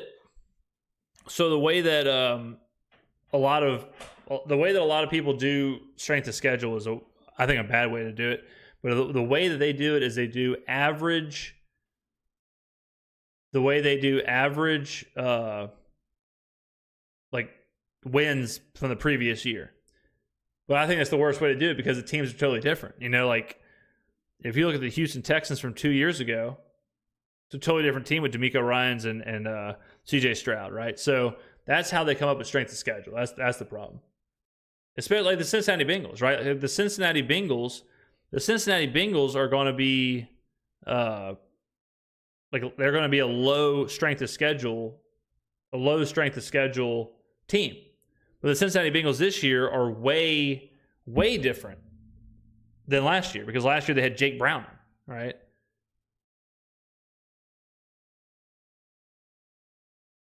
I think our defense could be good enough against Mahomes. No defense is good enough against Mahomes. Carr has played well against the Chiefs. Could be interesting with a good defense. Who is going to be the Dalton Drew of this season's Saints? I mean, nobody. I mean, Dalton Drew set the single season receiving record. Unreal. I mean, he was 67 overall draft pick. What a player. Didn't the Broncos beat the Chiefs last year? We can too. Yeah, I mean, we could go undefeated. You know, like, but I try and keep, like, the point is that we could beat the Chiefs, but we don't have to beat the Chiefs. You know, we could go 17-0. We don't have to go 17-0. You know, like I see a lot of people say like the sentence will be I think the Saints will be better this year, and then they're like I'm thinking we're going to win 13 games. It's like, well, hold on a second. You know, like Jesus, if we win 13 games, we're the best team in the NFL. You know, so that's the whole. Winning 10 games is fine. Winning the NFC South is fine. We don't have to just throw, you know, we don't have to throw 14, 15 wins out there. Win the division? Yeah, no doubt. Broncos and Raiders? Yeah, I mean, any team can beat anybody. And you could flip that too. You could say, well, the Falcons lost to the Panthers, right? And the Falcons lost to the Panthers. Does that mean that the Falcons are going to lose to them twice this year? No. But it shows you that, yeah, any team can beat any team. 15 wins in total could be, yeah, hell yeah. Yeah. How do you think Tyrann and Howden will play this year? I think Tyrann's awesome. I think he's a really, really, really good player. Really good safety, a really good guy to have on the team. I love Tyrann Mathieu. Which NFL team do you dislike the most outside the division? I don't really have a team that I really don't like. I'm much more like that with the NBA because like just how the rivalries and stuff are, but I don't mind. I don't really have a team like that I really don't like in the NFL. Like this, I really didn't like the Suns after the playoff series against the Pelicans. I really didn't like the Suns. I still don't like the Suns. But football, I don't have a team that I just like really don't like.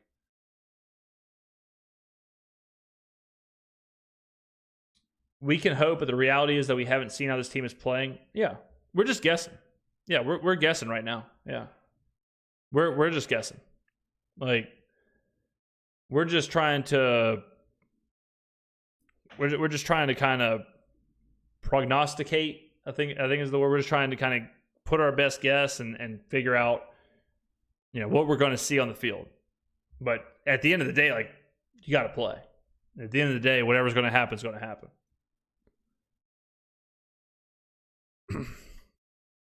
Let's see. Thank you. The Chiefs game is not important. We're NFC people. Yeah, I mean, like, those games. I mean, we're probably like. I mean, you got to think about it. Like, if we go 10-7, that's a hell of a year. If we go 10-7, we could probably win the NFC South. But you're going to lose 7 games. So when people are like, yeah, we're beating Dallas, we're beating Philly, we're beating Kansas City, and then we're going to do this, and it's like, Jesus, right? At this point, you have us winning 16 games. You need to set up your live chats like others that we can send you money to keep growing your channel with super chats. Y'all support is enough for me, man. Y'all support's enough for me. That man, it's so crazy. I see a lot of creators. This is a totally different subject, but I see a lot of creators do that first, and it blows my mind. Like when we did the NFL draft live stream, I had to go in and put ads to the lowest possible because I didn't want y'all to keep getting spammed with ads throughout the NFL draft. But I'm always about the content first. Always about the content first, for sure. So I appreciate that, and we will set up, we'll set up everything that we have to set up for more live streaming, but y'all support and views and being in here and the engagements and the comments and all that's worth way more to me. There was a lot of chaos last year, team. I think it's 9-8 or 10-7. Yeah, I think we're going to be right. I think we're going to be 8, 9, or 10. I think we're going to be 8 wins, 9 wins, or 10 wins. And it really is like it's so close. Like when you say 8 wins or 10 wins, it's so close. So close. Like we were 9 wins last year, but you just take Green Bay. Just take when Carr got hurt. Boom. All of a sudden you're 10 wins division champion. Right? Like everything is right there. Foster Moreau catches a pass against Jacksonville. We're 11 wins. So like it's such a razor's edge that a team can be 8 wins or 10 wins like that. So I think we're going to be one of those 3. Which player do you think is the most overrated in the NFL? Probably Dak Prescott. Probably Dak. Why can't we all agree to hate the Cowboys? Some things in life should be simple. You know what's crazy is when I was growing up, like a lot of people get their fanhood from usually their family, like their dad or their brothers or something. Like they like a team. Well, my dad was like a huge sports gambler. He bet on sports. So I was rooting for a different team every week. One week I'd be rooting for the Lions. One week I'd be rooting for the Cowboys. One week I'd be rooting for the Packers. The next week I'd be rooting for the Saints. So I didn't really grow up with like a favorite team or a hated rival or anything like that until later on. But I like the Cowboys growing up because the Cowboys felt like a big team. They felt like a big deal. It felt like when they were on TV, it was like a mini Super Bowl. So a part of me kind of likes the Cowboys, especially the Romo ones. I like the Romo Cowboys a lot. You got to admit that the number 1 seed with the first round bye and home field advantage throughout with the Super Bowl in New Orleans this year sounds good. Yeah, it does. It would be sweet. I don't know if the city could survive. I couldn't imagine a Super Bowl parade and all that stuff in New Orleans. Chargers are garbage. They are super overrated. Yeah. Herbert's up there for most overrated. I'll tell you this as a hot take. Justin Herbert is way closer to Jay Cutler than people want to admit. But no one will tell you that. But for someone who has won absolutely nothing with weapons all over the place since he got into the league, people love Justin Herbert. Trevor Lawrence is really overrated too. Man, I nailed that one. Last year, we had a bunch of Jacksonville Jaguar videos, and I was getting crucified for saying the Jaguars were going to come back to earth, and I didn't think they were ready to take a step. The entire city of Jacksonville was tearing me up, and look what happened. The general sports media is so fast to anoint quarterbacks, it's crazy. Like Mac Jones, people were ready to say Mac Jones was the next Tom Brady. He didn't even make it 2 seasons. Jordan Love's overrated. I think Love is good, but I think Matt LaFleur is really good. Like Matt LaFleur is making Jordan Love really good. Does 10 wins and a playoff loss keep DA and DC and Nola? Yes. Yes. Sorry if I upset you when I asked you to go live, but I'm glad I did. I feel like you interact with your audience will be great for your channel. I'll be here supporting, wishing you the best. Thank you, Krim. I like that. I like that. That's respect right there. That's a handshake. That's a, hey, bet you can't do it live. That's me saying, oh yeah, watch this, and then him saying, tip of the cap, respect. So double respect. I appreciate that, man. Much respect. Krem Dalaha. Let's all give another round of applause for Krem Dalaha for getting us together here on a Thursday. But don't get it twisted. I am the best. I am the best in the world at this. Most underrated player. Ooh, most underrated player. Damn, that's a good one. Let me think on that. Most underrated player. I think it's hard. This is kind of a weird one, but up until last year, I think Lamar was still underrated. I think people still didn't think he was like a true quarterback or whatever. But he's. I mean, now that he's won another MVP, he's not underrated. But another overrated player is Jalen Hurts, and a super overrated coach is Sirianni. Who's an underrated player? Great question. I got to really think about that one. Underrated. Every Cowboy fan has an uncle that was a Cowboy fan. Yeah. Your who dad is maybe deeper than mine. You chose the Saints. I had no choice. I saw Archie in the Dome. Yeah, the way I became a Saints fan is I fell in love. I loved the NFL. I loved sports, loved football. Like I said, from watching with my dad with all the sports betting. So then I started to watch. I used to go to my grandpa's house to watch the NFL on Sundays. I would get dropped off and I would watch like from noon when the games kicked to the end of Sunday Night Football. And he was a huge Saints fan. He like really rooted for the Saints. Obviously, growing up in Biloxi, we got the Saints game. So then I started watching every Saints game with my grandfather. And that's what really made me a Saints fan. And that was during like Aaron Brooks, Jim Haslett. That was during that era. So that's when I became a Saints fan. Thanks for all your hard work. Oh man, this is the easiest thing in the world to me. I appreciate all of y'all. I should be the one telling y'all thanks for watching the videos and all of that. That is, I'm the one that should be saying thank you. It is a dream to be able to put videos out every single day, to see thousands of people watching them and reading hundreds of comments every morning. Like that is an absolute dream. So I really appreciate all of y'all. So thank y'all for the hard work.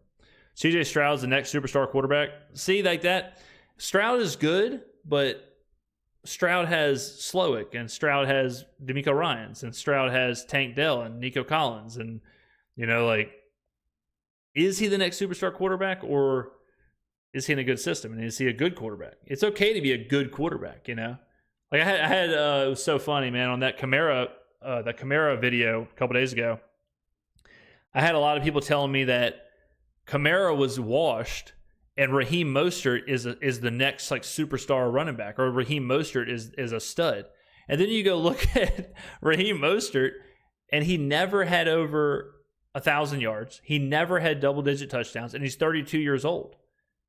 But just because he had a good year last year, people think he's this like S tier, S plus tier running back. You know, like Baker Mayfield. 2 years ago, Baker Mayfield was cut from the Panthers. The Panthers are the worst team in the NFL. He was ran out of town in Los Angeles. But because he won because of the playoffs last year, people are like, Baker Mayfield's back. You know, it's like, where were y'all 2 years ago? Just be excited for Chase Young. I'm very excited for Chase Young. Very excited. This guy, I'm really, really pumped. Really pumped for Chase Young. Speaking of overrated, Atlanta, oh my God. Man, Atlanta's so overhyped. I have never seen a 7-win team with a 24th ranked defense sign a 36-year-old quarterback, and all of a sudden they're the best team in the NFL. James, will you be buying honey roasted pecans from Carmichael on row 7? I usually go, well, now they changed all the food. I used to go with the fried shrimp platter, and the chicken tenders. Those my food options. Now I go Dome Dogs. Biloxi stand up. Gulfport in the house. What's up, Jason? 228. James, I'm gonna fire another one at you. Who do you think will win the Super Bowl next year? Do you think the Chiefs can three-peat? Well, if they have Patrick Mahomes, they can. Two teams that I think are going to make a run are the Bengals and the Jets. I think they're going to be really good this year. We love you, James. Oh, Pammy whammy. I love y'all. Do you think Sheed has more yards than Alvin has rushing? No, I think Alvin has more rushing than Rashid has receiving. Whatever games we lose, I hope they'll be well played. Competitive losses, I think this new coaching staff will have us playing good football. Yeah, agreed. There are such things as a good loss. And there's also such things as a bad win. Gulfport here, there you go. Got to get to Biloxi, man. Biloxi over Gulfport. Year 2 will be the test for CJ. Yep, 100%. 100%. For real, people are praising him for the same reasons they're doubting us. It's insane. AK-41 and Taysom could be... I think Kamara's going to have a career year. I really do. What's the best Saints game you ever watched? Good question. Best game I've ever watched. Trying to think of the best game I've been to. There's so many like heartbreaking games. Like it's so easy because we had those years where we were losing all those close games. It's so easy to think about the NFC title game, the Vikings games. You know, those are brutal. It's kind of crazy because for the last like 5 or 6 years, I feel like we've really struggled at home. I would guess we were like 500 at home. What's up, James? Who dat? Pelicans Nola. I have an A.T. Perry 1/1 card, so I hope he does great this year. Any chance Tay or Kool-Aid end up playing some safety? I don't think Kool-Aid does. I think Alante could. I think Alante could move to safety. I think Kool-Aid is like he was drafted to be a legitimate cornerback. As for the Vikings in 2020, Alvin Kamara 6 touchdown game. Yep, that was insane. That was a good one. Whooping Atlanta this year. The sweep is coming. I hope so. That'd be sweet. I was in Biloxi during Katrina. I lived in Biloxi during Katrina. I was in Gulf Shores, either Gulf Shores or Destin, during the actual storm. My dad stayed. We got like about 12 feet of water, something like that. My room was the only room on the bottom floor. Got absolutely 360 no scoped. I left with like a bag of like white t-shirts and some athletic shorts. Tough scenes. Not good. Man, I'm so mad at myself for not having the chat up the whole time. I'm really sorry about that, guys. I'm sorry I didn't have this chat up. It's so crazy because the whole time I was doing the videos, I was like, I see there's like 200 people in here. Where's all the chat? Like people, I thought the whole time people were just like sitting on the couch, like just watching. And then I saw I had the wrong chat up. I was like, oh my God, no way. Damn. That's on me. Next time we'll do better.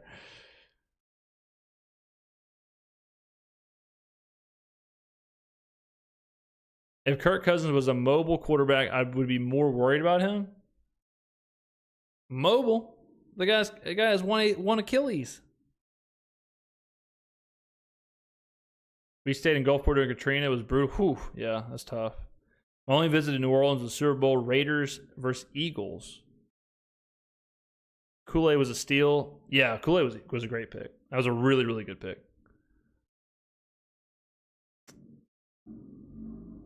I believe the players will be pumped this season and winning. I think they'll be very excited. I think the energy, it sounds like the energy is really good.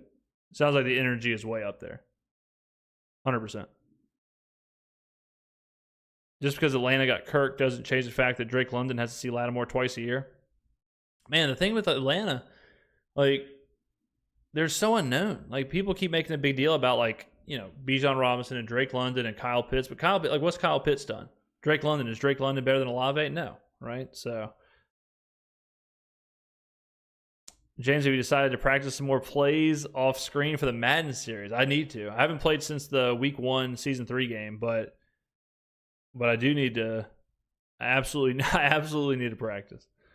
Who dat? New Olave interview. We watched an Olave video on stream, so it might be the one you're talking about. Just because Atlanta got Kirk, yeah. James, mainstream favorite fast food spot. I don't eat a lot of fast food. I'd be the worst person to ask. I probably haven't. I like McDonald's a lot. Like I do like McDonald's. I think they're the best fries in the fast food game. I haven't had, man. I can't even tell you. I eat pretty clean. Also, it's hard to get fast food in New Orleans because there's no like chains in the city. It's all like, local places. Bryce Young meets Chase Young, September 8th. Favorite movie ever? I'll give you 5. I'll give you my top 5 in no order. I gotta really think about this. Good Will Hunting, Rocky 4, Jurassic Park.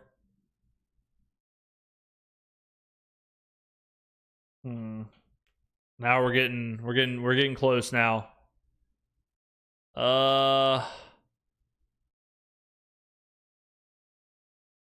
Casino. I'll probably throw a Casino in there. Oh man, I'm gonna leave something out and regret it. Fifth is tough. There's like 10 I'm thinking of. Rounders is up there. Terminator 2 is up there. Top Gun's up there.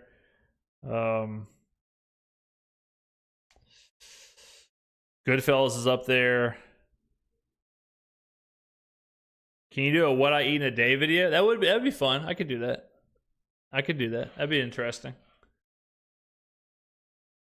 Interstellar? Never seen Interstellar. Valid list? Yeah, it's a solid one. Jurassic. If I had to pick one, it'd be Jurassic Park. My favorite movie ever. Different interview? Okay. I'll check it out. Yeah, I'll take a look. Man, I hate I did not have the chat up whenever I was doing the reaction to the Moscano interview. Because that was the most insane video I've ever seen in my entire life. Damn, I wish I would have known what the chat was saying.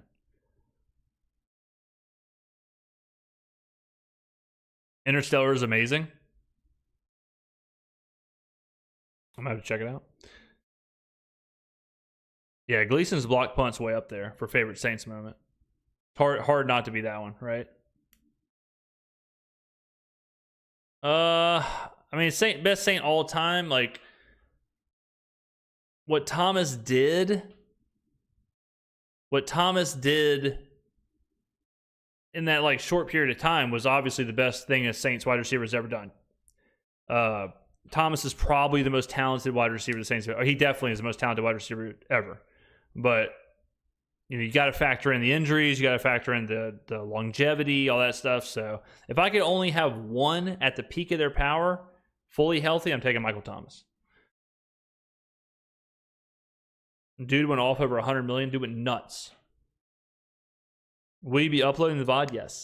Yes. We will cut up the videos, and I'll make individual videos out of those reaction videos. The chat wasn't pretty during that? Damn, I cannot believe I missed that. Damn. I wish there was a way I could go back and read the chat. Like, I can't go back and read it. I love the intros when you're like T-Bob and Hester. Intros are nuts, man. I don't know why channels are still doing that.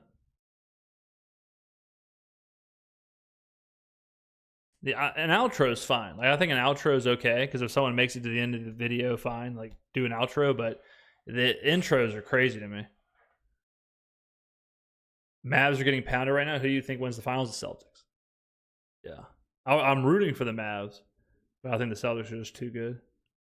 The Mavs just got to win one game, though, out of the first two. They just got to steal one. If they can steal one, they're fine. And I think the Panthers win the Stanley Cup. That's my prediction for that one. But yeah, that's the whole thing with the Mavs. Like, they just gotta steal one. Steal one on the road, and you're okay. NFL getting rid of chain gang, thoughts? I love it. I cannot stand the chain gang. I don't understand why the NFL is the biggest company in the world, stole a day of the week from God, and they rely on 5 84-year-olds with 2 plastic sticks and some chains, So I don't know why can't they put a chip in the ball? Why can't they put a chip in the ball that tells them the first down or tells them over the end zone? I cannot stand the chain gang. Are you a big hockey fan? Yeah, I love hockey. Love it. How are you not? I probably watch more hockey. I watch a ton of college basketball, but I probably watch NFL, college basketball, college football, obviously. So NFL, college football, college basketball, then hockey. How are you not rooting for me, David? Because I bet on the Oilers to win the Stanley Cup the last 2 seasons. This year I did not, and they're going to screw me. That was perhaps the greatest sports chat and hit. Oh, dude, don't tell me that, Will. Don't tell me that. Oh. Yeah, Brian, this year I had the Rangers to win it all. Had the Oilers 2 years ago, the Oilers last year, and then I had the Rangers this year.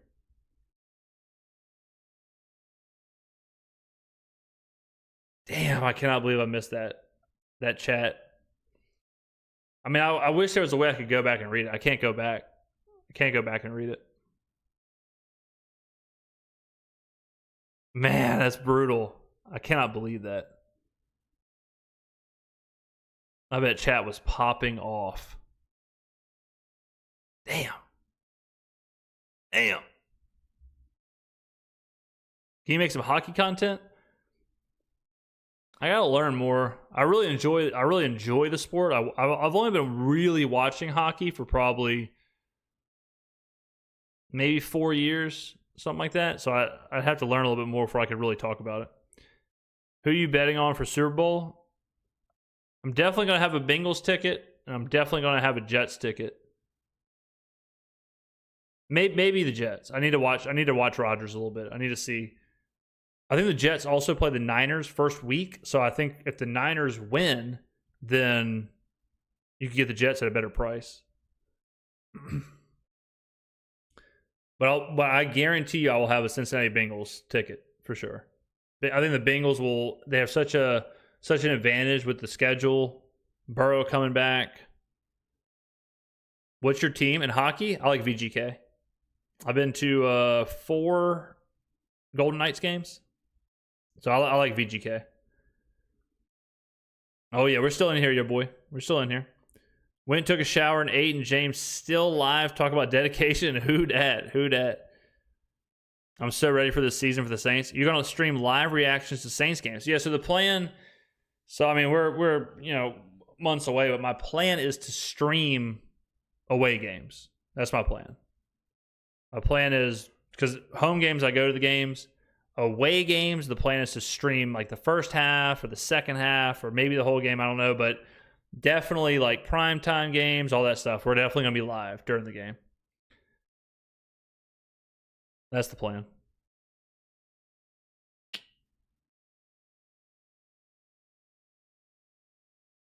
NHL playoffs, so much better. NHL playoffs are unreal. So good. So good. I need football in my life ASAP. Dude, me too. It's brutal right now. It's absolutely brutal. I mean, I need something. I'll tell you that. I bet on golf. That's how bad it was. I'm betting on golf right now. I got Shane Lowry. To win the Memorial Tournament going on right now. I mean, that's where we're at. Hot take: if Derek Carr does well and if Derek Carr does well and if he leads us deep into the playoffs, he'll be a top 5 Saint of all time. That's the thing.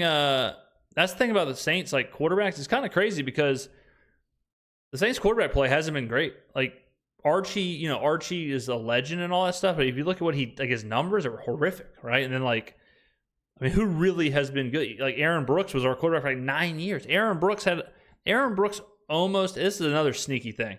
Aaron Brooks' career was. I'm pretty sure it's like. Someone go look this up. I bet Aaron Brooks played almost the same amount of time for the Saints that Andrew Luck played for the Colts. I bet it's like a year difference. Need to let me know when you come to Vegas. Oh, you're in Vegas, Pyro or JP? Yeah, man. I get out to Vegas a couple times a year. I love the desert, man. If I ever left New Orleans, I'd probably move to Vegas. I love it. I love it, love it, love it. Will you do any standalone betting content? Yes, absolutely. Yes, we do a lot of betting content throughout the year.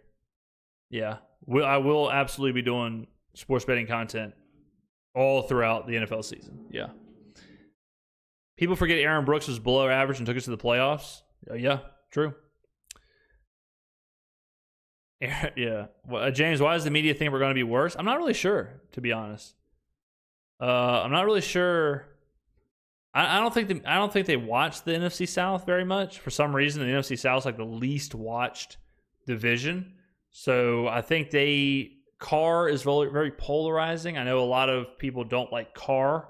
And I think they just assume, since Carr's here and Dennis Allen has had a bad record as a head coach, they just assume we're going to be bad. But we're pretty in the weeds with like Clint Kubiak and all that. And if you don't know Kubiak and you don't realize what's happening with some of that stuff, then I guess I could see where you think the Saints got worse. But I mean, I certainly don't think we have. But yeah, the media screwed that one up.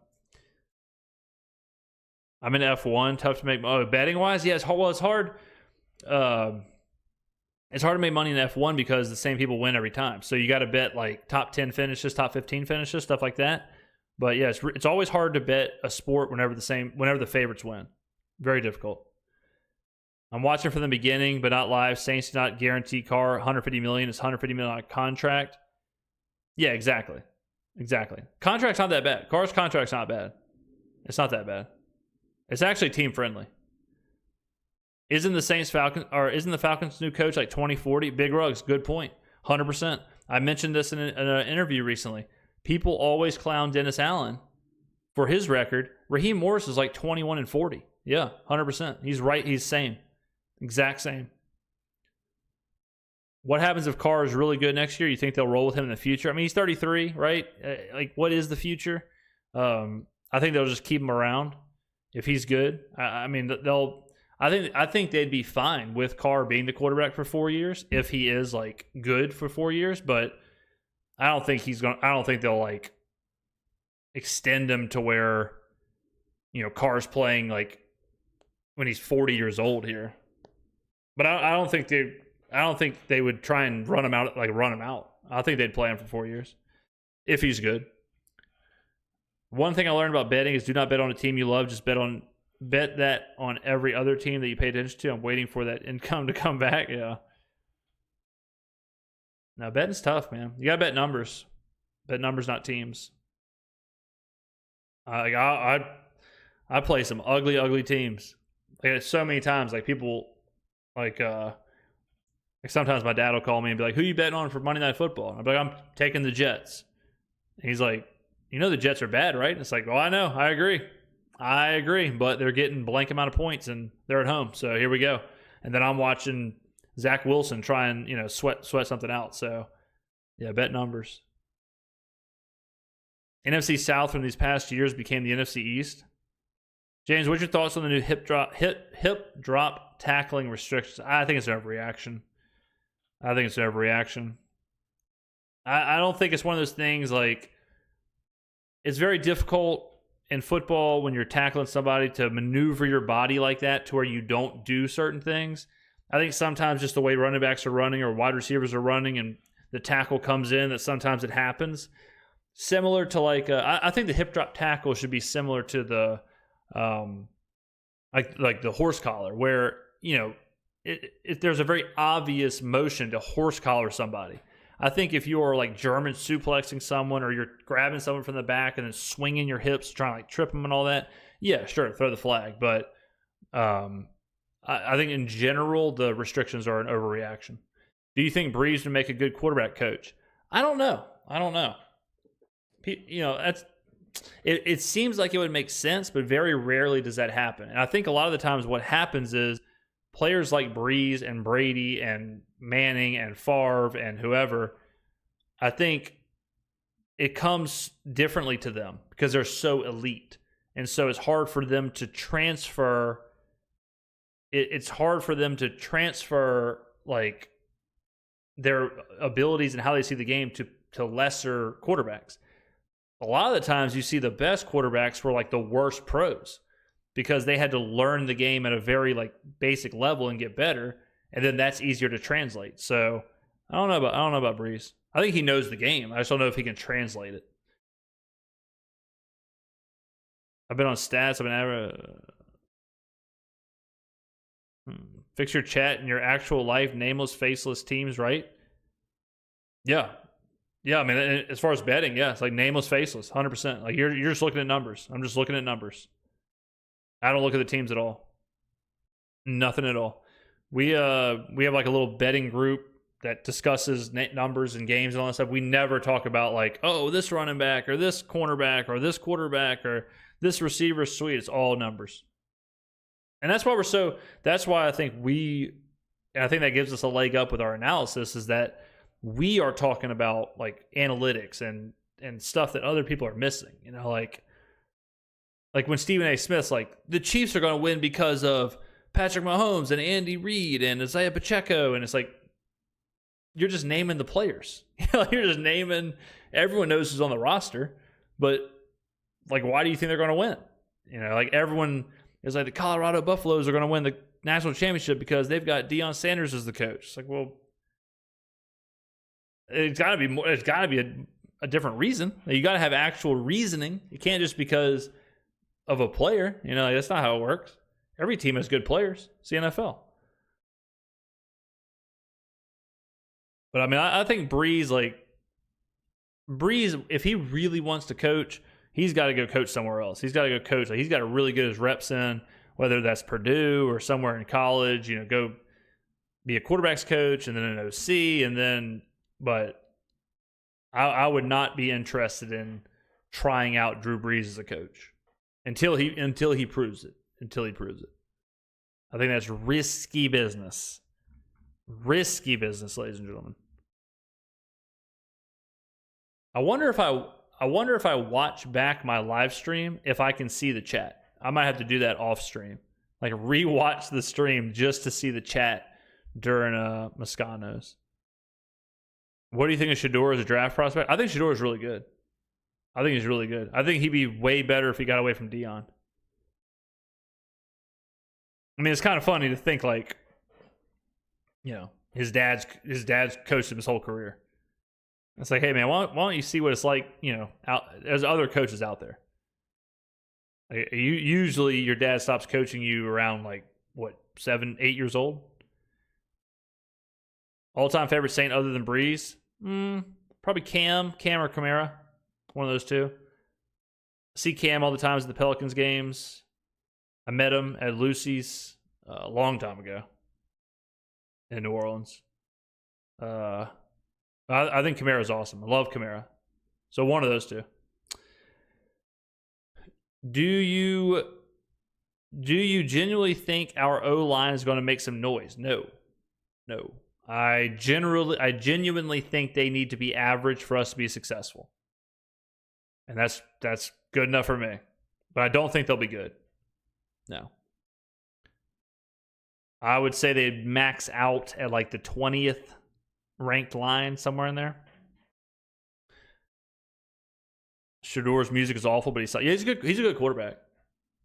He's a good quarterback. He's good arm, not a great arm. He's not a, you know, it's not a powerful arm, but he's good enough with his arm. I think he'd be a good pro. It's all about how you know, nowadays, like with college players, it's all about how you transition to the pros. It's so difficult to be an 18, 19, 20, 21-year-old with $20, $30 million and you go into the pros. Very hard. Would you trade Cam and a first for Max Crosby? Yes. Absolutely, yes. Yeah, Max is a freak. Max is really good. I don't value first-round picks very much at all. Which wide receiver do you think can have a breakout season this year? For us, I'll kind of cheat here. I think who can make the biggest difference for us in the receiving game is Kamara.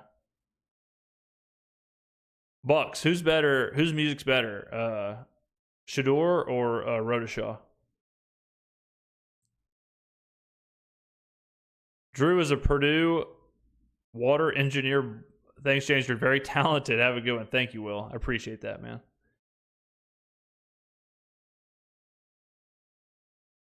Hayner or Rattler for backup? I don't care. Whoever's. I did a video on this one too.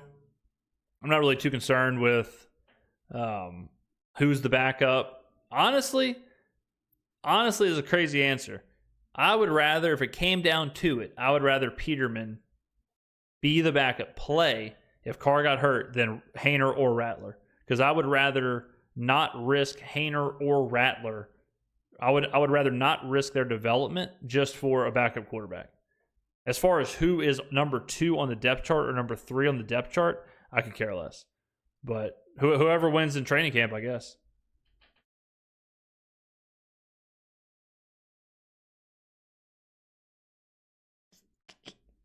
I coached my son all the way up to 10 years old, and he realized he'd rather be punched in the face and hit by a football, which is done really good in boxing. Don't understand why. There you go. Why do you support DC4 so much? He's just a glorified Andy Dalton. That's the $1 million question right there. Like, I have Derek Carr. It's the 17th ranked quarterback. I mean, that's really not like this crazy amount of support, you know? I think he's average. I think he's an average quarterback. I think at his very best, he's like a 10 to 12th best quarterback on his day. But average, he's in the middle. And I had him 17th. So if that's supporting him, yeah, I don't know. But that's how I look at it. I mean, he's the Saints quarterback. So, of course, I want him to do good. I want the Saints to do good. But I don't think Carr is anything he's not. Top 3 favorite rappers? Rice Gum, Rodashaw, KSI, Bucks. You could probably drop a few in there. Lil B the Bass God, Tyler. Let's see. Average, above average is all you need in the system. Yeah, 100%. 100%. 100%. To be honest, James, if our O-line is max 20th, we're going to lose games. No, we'd be fine. 20th, we'd be fine. If you told me the offensive line is ranked 20th at the end of the year, I would say we probably had a pretty good year. I would say that's pretty decent.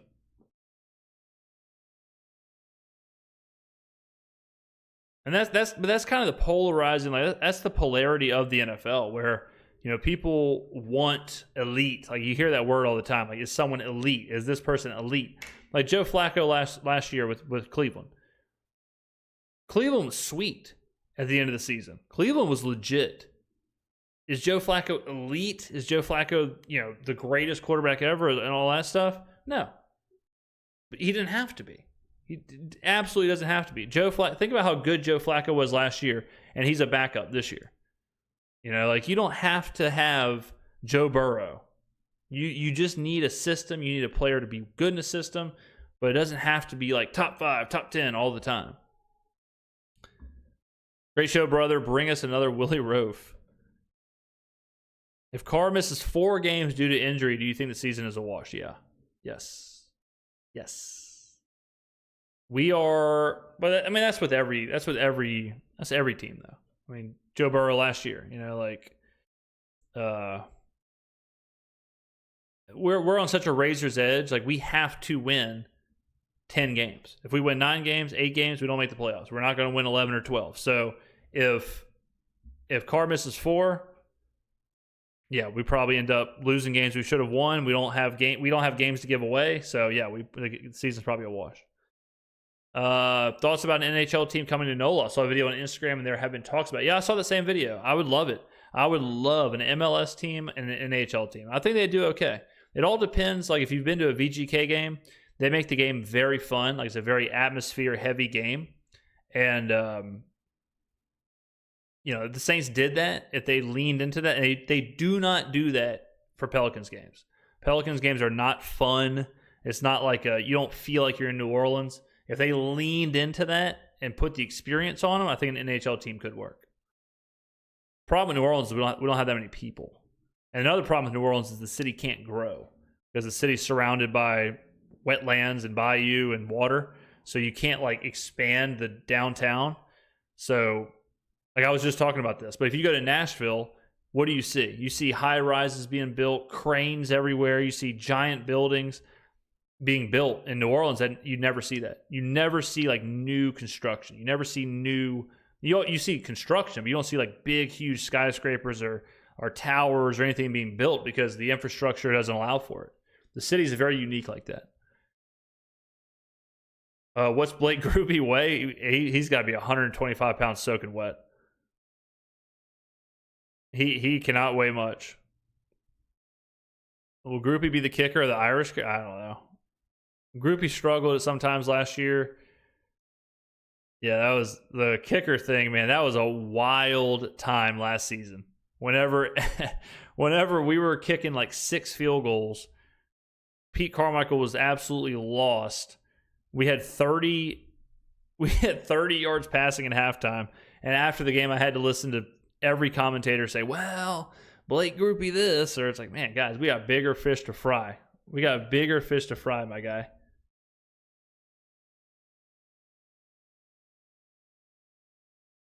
That was a wild time.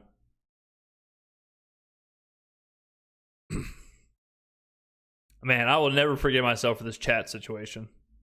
I am having some serious FOMO of what the chat was doing this whole time. But I'm glad I figured it out because then we've had an extra hour and 10 minutes. Fun fact about New Orleans, the city potentially could be underwater. Yep. Scary, scary season. He's the king. Yeah, King Grupe, 100%.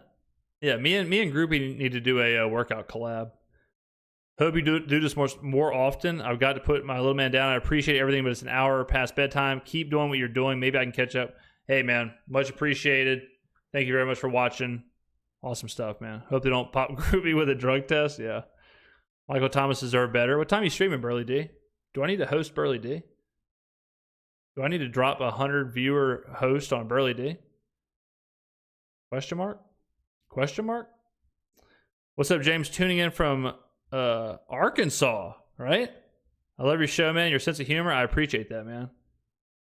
Or is AK Alaska? No, AK's Alaska. No, wait.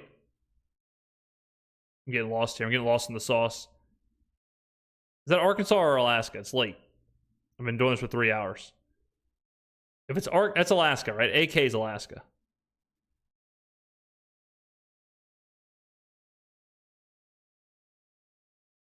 Does Pete Carmichael deserve a coaching job? No. No, absolutely not. Absolutely not. 20 years as an OC. Never got a single job. Never got a single interview. And then he gets a chance to be an OC. Can't figure it out. Absolutely not.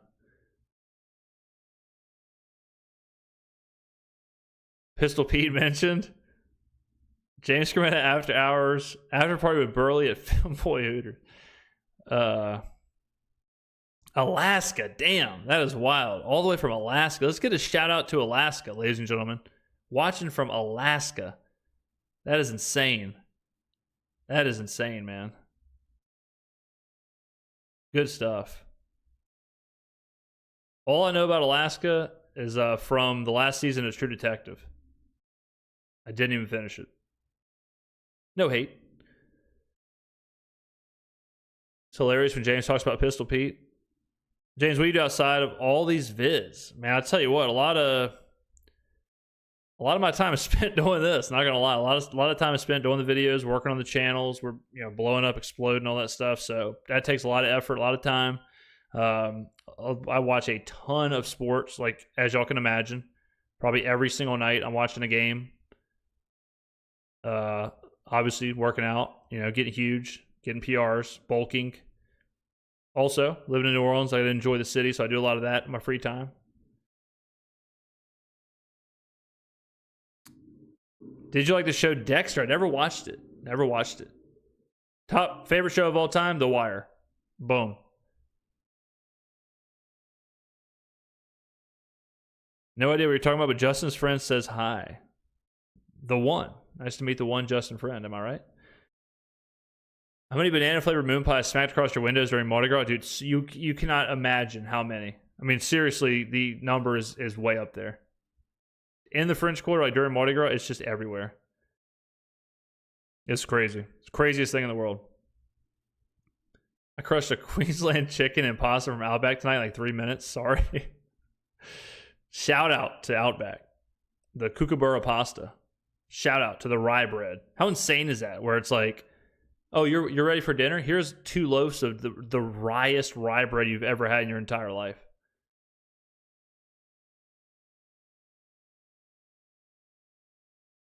I haven't had Outback in so long. Bloomin' Onion, S tier. No doubt. Ladies and gentlemen, we're going to wrap it up. Thank you very much for watching. I wish I would have had the chat open the whole night. Next time we do this, I will have the chat open all night. Somebody, Bucks, remind me next time, Bucks. I'm putting this on you. The moderation sensation crew. We're all a little rusty. Okay, we're all a little rusty doing the streams.